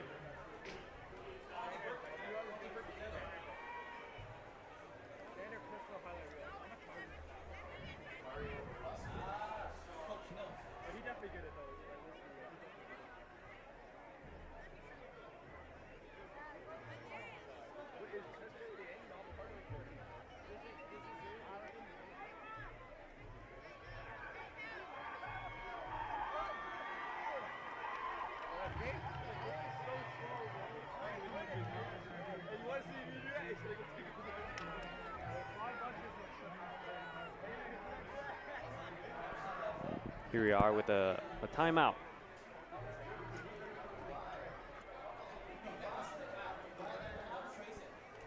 There you see Coach Chavez talking to Rudy Alcala.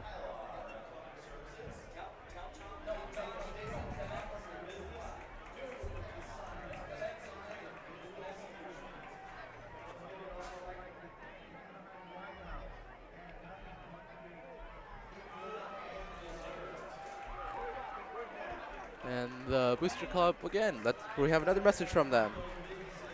You need to make a statement? Transform your business with Fast Signs, custom signs, and visual solutions. I think Fast Signs use their own program. They have these signs posted and posters around the stadium. As we see the student section, the wild student section there for Troy, absolutely packed. Theme is camo for this game. Troy's student section is notorious for being loud and big. We're trying to get that OC student section of the week. That's right. We always want to be on that board. As the official timeout continues.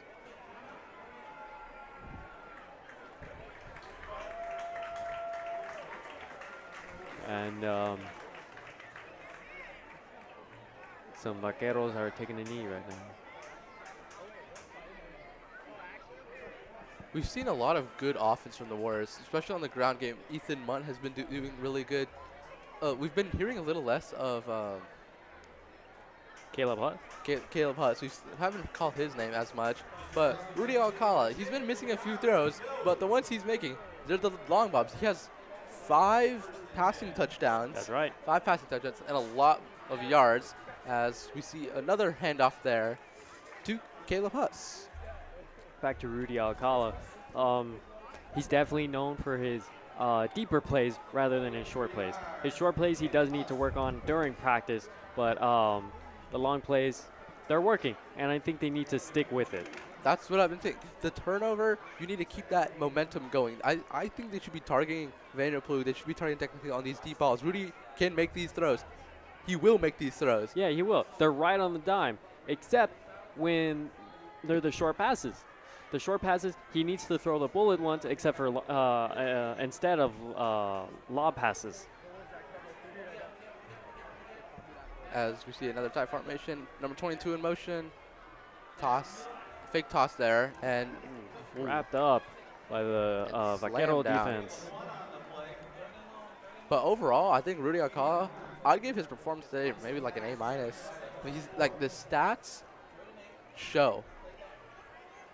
I would give him an A-. Yeah, that sounds accurate. You won't. Sure, he's not making these short passes, but I think we're focusing on the wrong thing. He's making the ones that matter. That's very true. As number 22, Chris Soto racing off the field.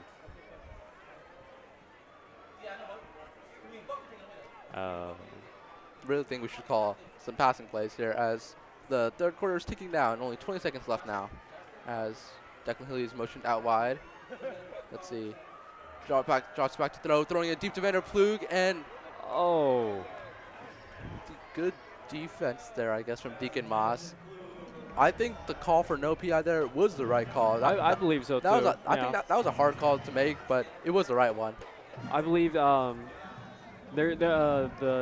Vaquero defense, they're doing the right thing by doubling up on Vanderploeg, because Vanderploeg is the one that has these 3 touchdowns under his belt, and they should be doubling up on him. They should have been doubling up on him after his first touchdown. That last play brings up 4th and 7 now, as Vanderploeg set to punt the ball away to Deacon Moss. Let's see how this goes.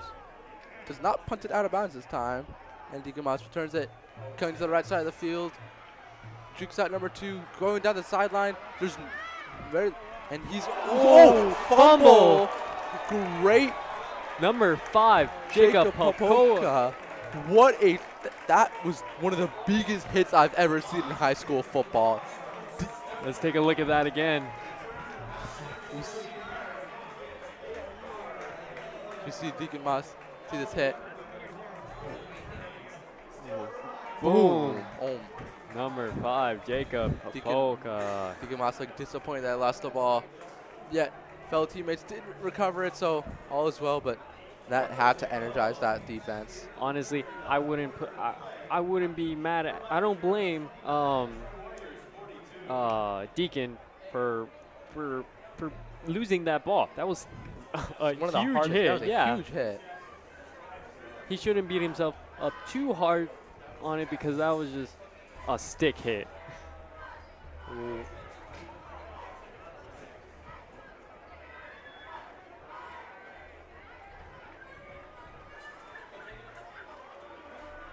As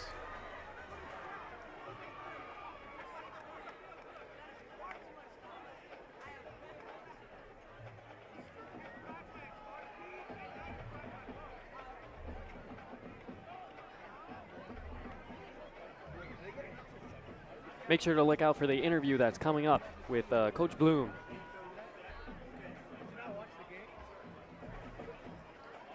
Hi, I'm Coco Stanley, and tonight I'm here with our athletic director, Coach Bloom. Coach, how are we feeling about tonight? So far, so good. We're up 13 points. Had a good third quarter. Outscored them by 2 touchdowns, but we need to finish strong. Anything else you'd like to add? No, we just have to have some big stops defensively, put a good drive together, put another score on the board, and I think we should be okay. Awesome. Thank you. Have a great night. And that was Coco and Coach Bloom. saw the sideline interview there, Coach Bloom. As we see the strong formation here by the Vaqueros. And see a handoff there to Jacob. He goes up the middle, still on his feet, breaking tackles, eventually brought down there by Number 14, Derek Rubacabla. But Brandon Figueroa, he's been hard to bring down this whole game There you see the Troy color guard running and sprinting as fast as they can. with the Troy flags. But Brandon Figueroa, he's been a hard man to bring down. He's been breaking tackles left and right. It's a big man running that fast. That is very scary and very hard to block. 5'8", 180 junior. We've also seen the defense miss a pretty decent amount of tackles as we see another handoff here, this time to number 32, who's wrapped up fairly quickly. That's Bobby Tufford, the 5'8", 165 fullback. That was number 6, Trent Palmer for the tackle. Interesting for them to go to Bobby Tufford instead of Cottrell May. Cottrell May, he's really been the go-to guy for those short yardage gains. Brings up 2nd and 6 with 11 minutes left in this fourth quarter. The defense is finally making a stop. They're finally parking the bus. They just need to keep them here and make that stop. Vaqueros down by 13 as we see yet another fullback handoff as and his number 17's helmet comes off. A good tackle there by That was Jacob G. Jacob G. Good. Let's see that again. And nice hit there by Jacob G. Yeah. He's pumped after that. It was it wasn't a helmet to helmet. His helmet just was Clean not. tackle. Yep, it That was was just, a nice clean tackle. which is kind of surprising that the defender's helmet. Came off. Yeah. Maybe the chin strap's a little bit loose. As this is 3rd and 1, we see yet again strong formation. Let's see if they go back to the fullback dive. No, they hand it off to Brandon Figueroa. The fullback. Brandon Figueroa. Now we've been seeing a lot of split between him and Cottrell May, the fullback. They've been going to Cottrell May for the short yardage gains, but Brandon Figueroa, he's been that explosive back who's getting them, breaking every tackle, elusive. This is definitely what they need. They need to be switching off between elusive and direct running plays. Haven't really seen a lot of Deacon Moss in the receiving game that much. Yeah, the second half, we haven't seen much from him. I think they are focusing more on the running game here because the Warrior defense have shown to adapt it to their offense. Copley launch it towards the end zone. Maybe Incomplete. pass No. interference. Yeah, pass interference are on the play. Just as I say, we haven't seen a lot of Deacon Moss. But honestly, that was not a good throw. Deacon Moss was double, maybe triple covered there, smothered. Hayden Sanchez, unfortunately, gets called with the pass interference in the end zone. We'll bring them to the 1-yard line where they can effectively punch it in. Barring this is a pass interference call on Hayden Sanchez. It was definitely no need for for a rushed kind of tackle, and here's the call, pass interference. Oh, yep, pass interference. They call pass interference on a defense. There was signs of offensive pass interference there. Yeah, I did A not little bit of see- both. We hear the crowd boo, but pass interference called on our Warriors. If we could get a replay of that play, we could see. And we do not.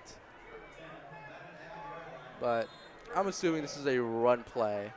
They're in the strong formation, and they hand it off to, once again, to their fullback, who rumbling, bumbling, stumbling for another 4-ish yards there. This fullback, he's really been the highlight of this second half.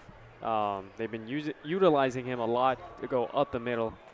That was actually Joseph Tierney, listed as the backup quarterback slash defensive end, the 6'2", 215 senior, put in that fullback there. That's not the first we've seen of him. We've seen him have one throw to actually Cole Bowie, the other quarterback, as we see yet another fullback dive. Once again, smothered and pushed back there by our defensive line. Once again, they using Joseph Tierney. That pushes them back a yard or two, second and goal to go. This is the stop that we definitely need from the Troy Warriors right now.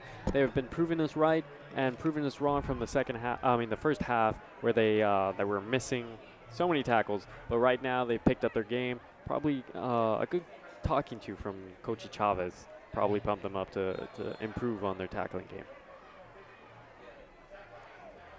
As this brings up 2nd and 4. Interesting to see if they go with the run again. Maybe switch it up with a pass. Looks to be a run, but handed off to, once again, Brent Fagora, and he is stopped before the line is the call. That was number 6, Trent Palmer, once again. Trent Palmer is standing up at 6'5", almost up there with Vander Ploeg. But he has that long reach, so he's able to wrap his hands around and drop him before he's able to get to the end zone. Brings up 3rd down and 1 yard to go for the touchdown. They should really be hurrying up here because they don't have infinite amount of time. Nope. And I'm loading the box. I'm a run committing, and it is a run. He is stopped, but he bounces off, and he is in for the touchdown. That's number 12, Joseph Tierney, the fullback slash backup quarterback. He was originally stuffed by our defensive line, but no one could get to him. Bounces outside and gets the easy touchdown. That was definitely interesting to see. I thought I saw him get smothered, but I guess not. Get a replay here. Here we go. He bounces outside and then just knocks number 2 away. Number 2 being Jacob Warner. Acting as if he's a child. You know what? But he is definitely a big man compared to Jacob Warner. Yes. As we see Deacon Moss lining up for the extra point. We'll make this 42-36, a 6-point ball game. And the kick is good. We have not seen an extra point missed so far. Yeah, no, from either side, which is definitely a good thing from to see. What the Vaqueros are looking for is a quick stop, ideally a 3-and-out. The Warriors, they're either we're obviously looking to score, but they're looking to burn as much clock to score. Right, here we are at 7:23 in the final quarter of the game. If they can get to like maybe 2 minutes left and kick a field goal, I do not know if they've kicked a field goal all season. I don't think they have, unless they did against the game against Claremont. Field goals are somewhat of a rare occurrence in our high school football. Yeah, it's because the kicker quality is... Yeah, the ability, the physical ability to kick the ball straight and true is absent. We've been seeing a lot of good kickoffs, though, from Deacon Moss. That's right. Deacon Moss being the wide receiver. And corner. And kicker. Very talented. All 3 sides yeah. of the ball. And we will see likely a kick left to Declan Healy. And, Caleb Huss out for his first return, and he's brought down from behind. And the horse collar Yeah, probably there called. it is. There's the there's the flag on the play. On number 8, Dylan Cruz, the 5'10", 175 junior. That's what the flag was called, and we get another look of it here. There it is. Wrapped up from the back of the neck.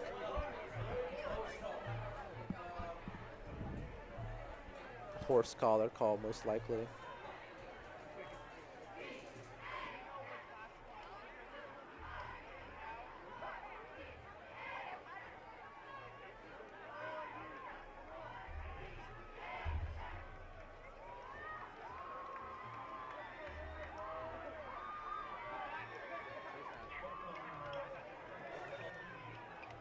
Horse collar the call there. Will push the Warriors up 10 yards. Call made by lead referee Martin. Referee in the white hat there. As we see 4 receivers out wide now, with the handoff to Declan Healy goes, the handoff to Ethan Munther goes nowhere.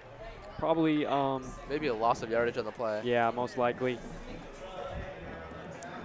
He's Control, behind the Control line. made there on the tackle. We've seen a lot of him in the fullback game. Now we've seen him playing nose tackle. 2nd and 9 brought up when game entering inside 7 minutes of regulation left. You see a wing, Declan Healy motion out. I'd like to see a pass here. Yeah, me too. Because the running game is just not working right Oh, now. that's a false start. I don't exactly know what Declan Healy was doing there. Ooh, that's There very was some sort of signal was called there from Rudy Alcala. you don't normally see that from Declan Healy. It was just simple miscommunication Yeah. between Alcala and Healy. But Yeah. for a wide receiver to False start? yeah, that's not something False you start, see every they're pretty scrutinized on the wide receivers. They can't really move at all before the snap, as we see a play action and a throw screen here to and number he's 9, going- Caleb Huss. Caleb Huss going down, and he's pushed out of bounds there by number 26, Jaden Burke, the 5'8", 150 junior. The play action to Caleb Huss, then the screen to him goes for about 20 yards. 1st and 10 now on the 46-yard line. I gotta say, the last few minutes of football are pretty boring, but that really spiced up this game. Yeah, finally. We see a lot of action from Caleb Huss now instead of Ethan Munt and Ethan Healy. Munn. Yeah, that's right.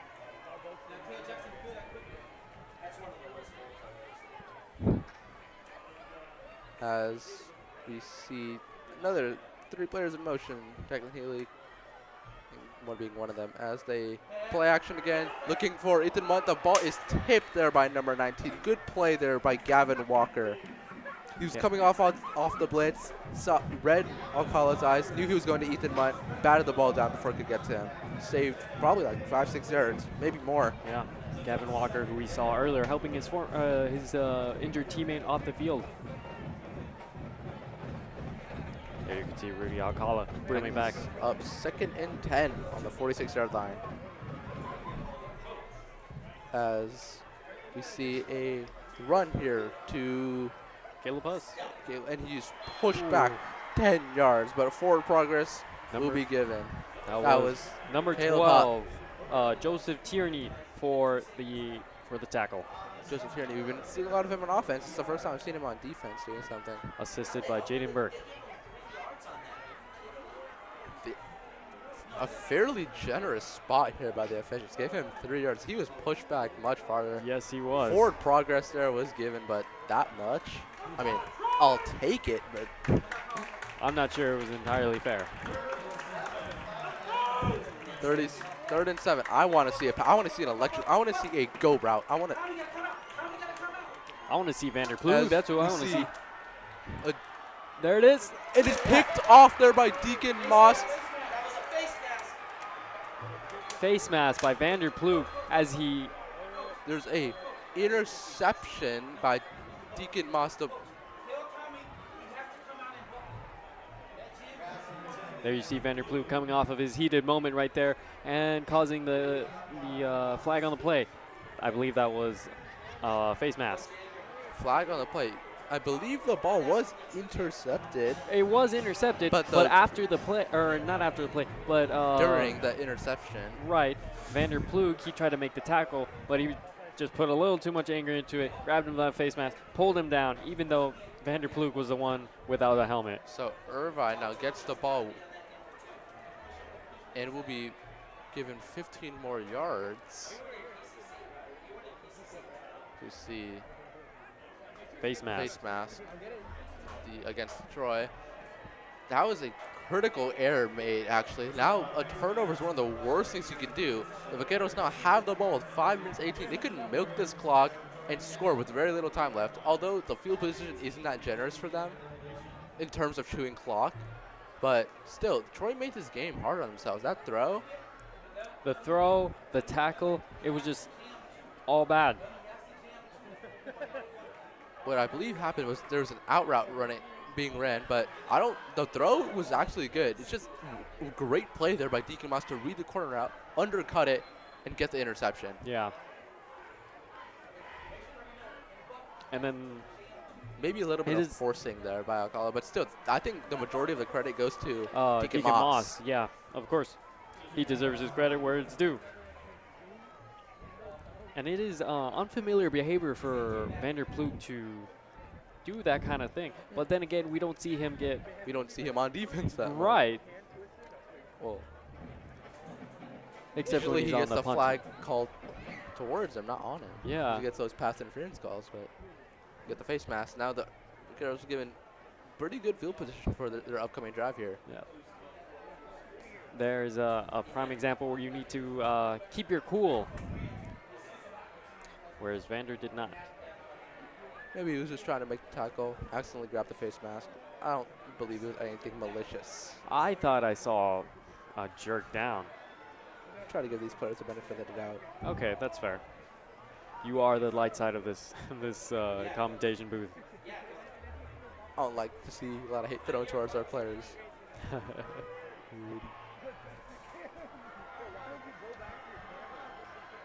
As the crowd is cheering very loud now, as the Vaqueros take the field.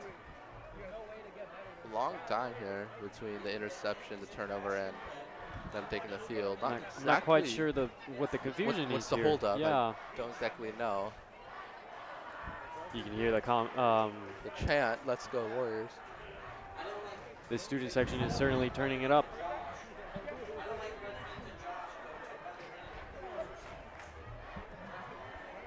There is still delay on this play. Don't exactly know what the holdup is. Neither do I.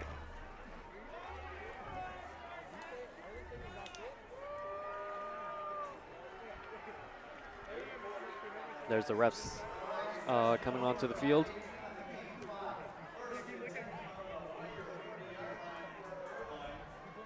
First and 10 from the Warrior side. Warrior, the 40-yard line now. The Vaqueros start their drive. As we see two receivers out wide, maybe a run. We see a blitz coming here. Number 2 in motion. They fake the handoff. Actually hand it off to Brendan Figueroa, who goes up the middle. He's tripped up. Eventually tripped up, but Brandon Figueroa, his runs up the middle have been really good. Yeah, they have been a key and vital part in these past few plays. Towards the whole defense, just running past them. Yeah. This is the elusiveness of the Vaquero offense that we were talking about earlier, whereas the fullback goes for more of the brute direct approach.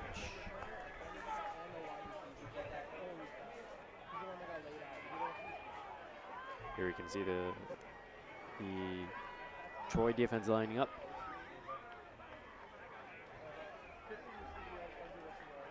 Handoff made. And he stormed through, breaking the tackle. He's wrapped up by the defense of the Warriors. Brandon Figueroa once again picking up the first down here for the Vaqueros. Let's go, touchdown! Good run there by Brent Figueroa. He cut back outside for about 12 yards on the carry. First down now.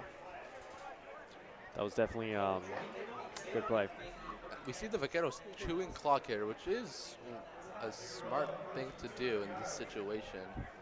Right, unless the Warriors they make the stop. As we see another handoff here to Brent Figueroa, and it goes nowhere. He's smothered and taken down by Trent Palmer.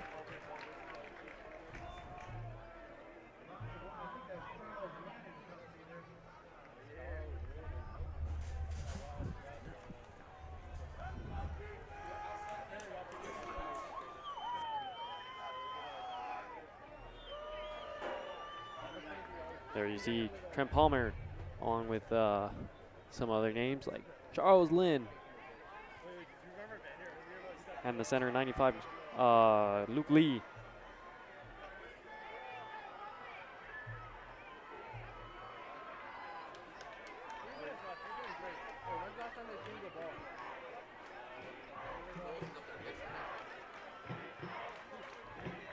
There it is. Pass off to number 85, and he's taken down. Oh, wow, it looked like his own teammate took him down, number 44, but it was just number 44 blocking number 5, Jacob Popolka. Flag so on the play there. Oh. As we tick down to 3 minutes left. This is kind of scary territory. Yeah, and it is a flag on the Vaqueros. There goes number 44, Catrell May, the fullback that we've been talking about so much in this second half. He's been really, really good for those short yardage gains. Yeah. Let's see what the Vaqueros do now when it's 2nd and 11. I would go to a pass here. Once again, if you get a run, it's blown up 3rd and long. That's not a situation you really want to be in. As we see 2nd down and 16. Now, definitely expecting a pass. Yeah. The defense should be playing man coverage right now. Let's see what the offense draws up for the Vaqueros. I might take a shot at the end zone if I'm the OC here. As we see, I would probably try to hit the 10-yard line in the middle and then run it in. we see no one in the backfield except for the quarterback. And number 0 is in motion. They hand it off. They're going to reverse it back to him. It's a trick play. He's going for the end zone. Wide open. Brandon Figueroa, touchdown. That was brings it to 42-42. Early in the first quarter, I mentioned that they were running trick plays in practice. I told you to watch out for these trick plays. That is really one of the perfect times to pull out a trick play. And that is Brandon Figueroa, again, the talk of the night. As the score is now 42-42. Pending an extra point. Warriors now have to have a drive here. They need, as I said, that original 2-point conversion, you might. Deacon Moss here for the point after. Oh, and it is no good. They call it good. They call it doinks off the left upright, and it is good. That did not look like a good field goal from up here. But if that was missed, that would be big. It would be a tie game, and we would go into overtime, 17 the score here. So, game plan for the Warriors. What do you have? Right here, I would say Declan Healy really has to pick it up right now, get a good return play so we can have at least to the 40-yard line and have good field position. And then from there, I would say probably 2 runs and a long play. Everybody up for the kickoff! The Warriors in 2 games have averaged 45.5 points. They're at 42 right now. The Warriors' offense has been electric, yet their defense, for two games this season, they've been letting up a lot of points. Yep, that is no good here. As the thing is, you will obviously need to score here, but you don't want to score too quick as to give the Vaqueros time. As we see the kickoff here from Deacon Moss, every play is crucial in this drive. Straight to Caleb Huss, and he's going 25-yard line around, and he's brought down there by around 2 Vaqueros at the 26-yard line. If this game is a foreshadowment of the next home game, which is against Fullerton, and is our homecoming game, then it is not looking good. We said this game early would be a good one. 2:14 left. This game ends in regulation. There's no way this game goes into overtime. But look, that first 2-point conversion, look how it affected this game. Right, and I said earlier, the Warriors have to return with their own 2-point conversion. But it just... If they score here, they should go for 2. They should. I would probably... no turnovers. And Declan Healy, and it is incomplete. Big hit there by number 26, Jaden Burke. Declan Healy a bit shaken up there, but the ball was thrown really well. But it was definitely a good pass. It just great play there by Jaden Burke. Yeah. But I like the play calling. Me too. I definitely think they should be doing this again and again.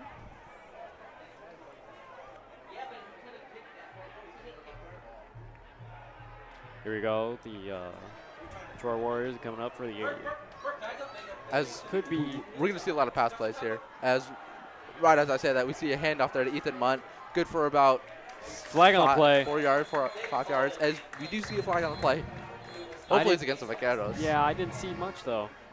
Let's see what the call is. We've been seeing a lot of yellow this game. Yeah, we have too much yellow. We need to see more green on in our student section because tonight is camo night. Tonight is camo night. And we need to see more red blurs running across the field.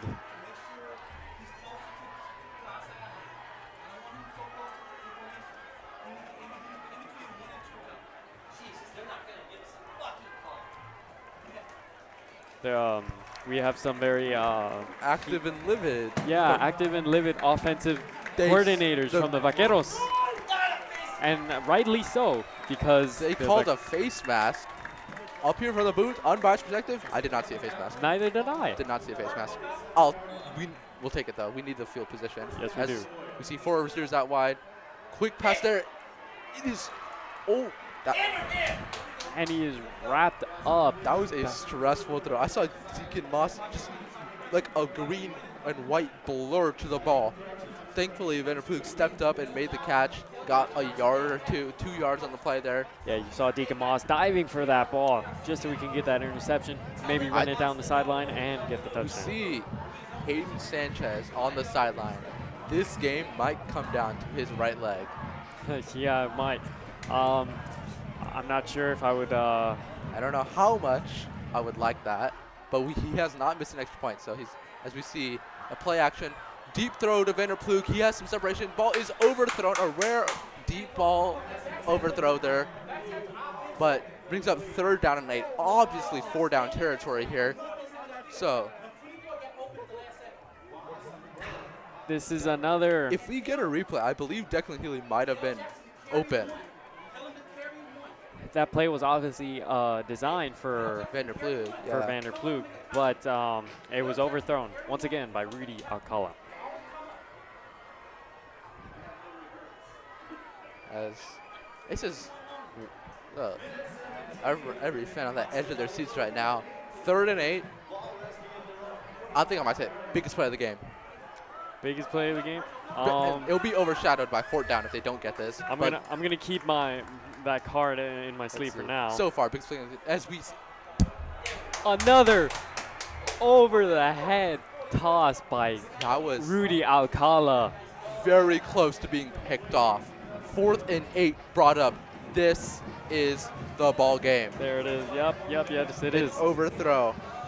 4th and 8. So, here are the options. You can. They're not running.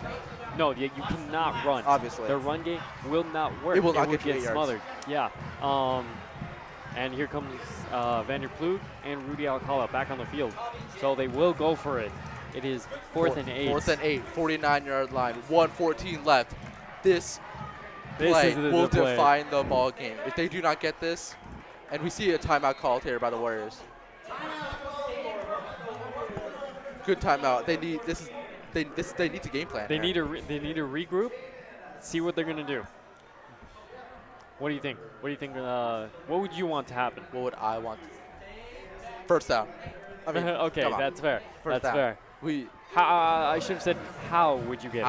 How would I get it? What I would do, I would run similar to how Declan Wheatley got that touchdown on the wheel route. Okay. So we would use Vander Ploeg as a distraction here. Declan Healy would.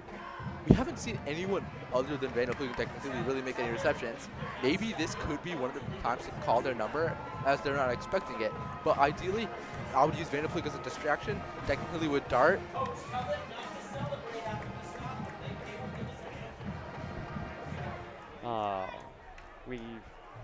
We're overhearing a very confident After offense. we stop them, they said. Yeah, after we stop them. That's very We got to confident prove from the them wrong. offensive coordinator. They are not going to stop this. I believe it. Here we go, Vander I Ploeg. do not like this formation. Neither do I. I do not like this formation. At this stage of the game, I do not like this formation. Fake toss. He's sacked. Overthrow there to a wide open Vander Ploeg. Number 19 giving the pressure, Gavin Walker to Rudy Alcala. Rudy Alcala with a throw too far to the left to an open Vander Ploeg there. That we have 2 timeouts, so if we do, frankly, I don't even know if we can stop them. Here's what needs to happen. This is the miracle zone right now. We need the interception, We need a fumble. anything that'll they're get not the gonna pass the turnover. ball. Passing the ball, 1, risk an interception. 2, risk an incomplete pass, which stops the clock. They're running 3 times. Run 3 times and a punt if they don't get the first down. Yep. First down is game here. As Vander, we see on the sideline, disappointed that he couldn't make that catch. I wouldn't blame it on Vander. You know, obviously who I'm going to say here, but you know what? I won't give him He has too had much. a good game Yeah, I won't give him overall. too But harsh of credit because he was I- under pressure by number 19. as we see, There it is, one run play. one run there for 6 yards there, and timeout should be called. Is called here by the Warriors. And Figueroa. There you see the replay.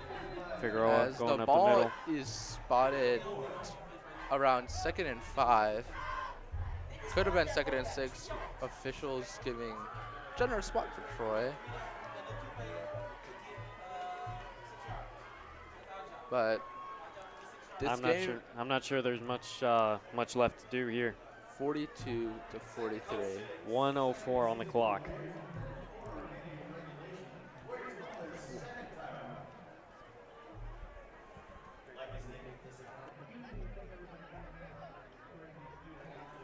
As the referees are discussing maybe the spot of the ball. And at this point, we'll make our last message from the Troy Booster Club. And we want to thank Anaheim White House and Nothing But Cakes for our pregame meal and dessert. Big shout out to them for keeping our players energized.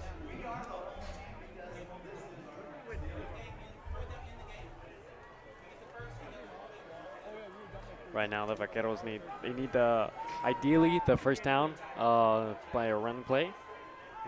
Don't exactly know what the holdup is here. So, looking ahead, the next time Omnia will broadcast a home game will be September 29th, as we've been saying, our homecoming football game against Fullerton High School. As we see shotgun formation here. I highly doubt that this is a pass. As we see 44 in motion, and they hand off to Brandon Figueroa, and that's First down. First down, and essentially ices the game. Yep. Yes, it is. First down there for Brandon Figueroa. Warriors have 1 timeout left. The Vaqueros will just chew this clock out. I'd say MVP of this game, Brandon Figueroa. He's had over 200 rushing yards, 2 rushing touchdowns. Mm-hmm. Really a solid impact there. I would have to agree with you there, Brandon. He's been the star of the game. We've been calling his name out lots and lots of times. Victory formation out for the Vaqueros.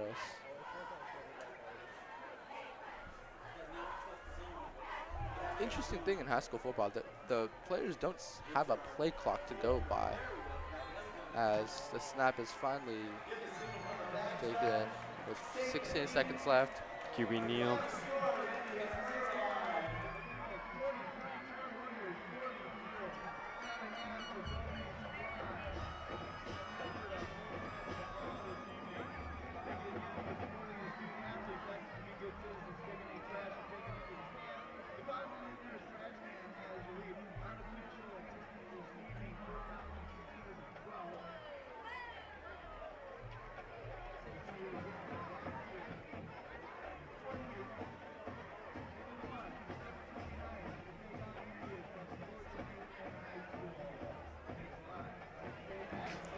Well, folks, that's game. We've As we see the players shake hands at the 50-yard line. It's definitely a good game with lots of touchdowns. 42 to 43. That first 2-point conversion sealed the game, essentially, as we called in the third quarter or second quarter. That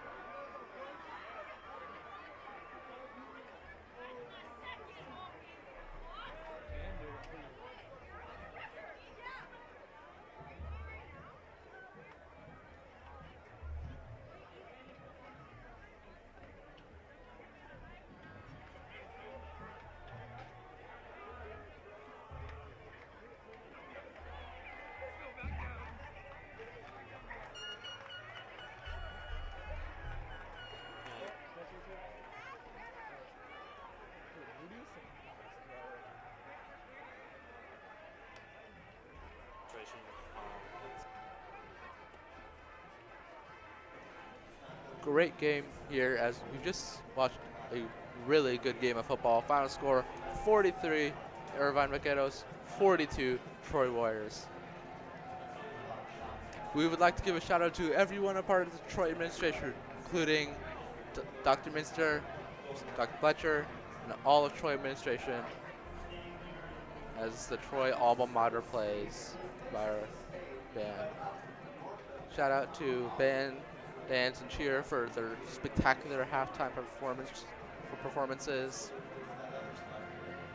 And on behalf of India, Soham Dev signing off from Troy Omni at Fullerton Stadium. Thank you for listening.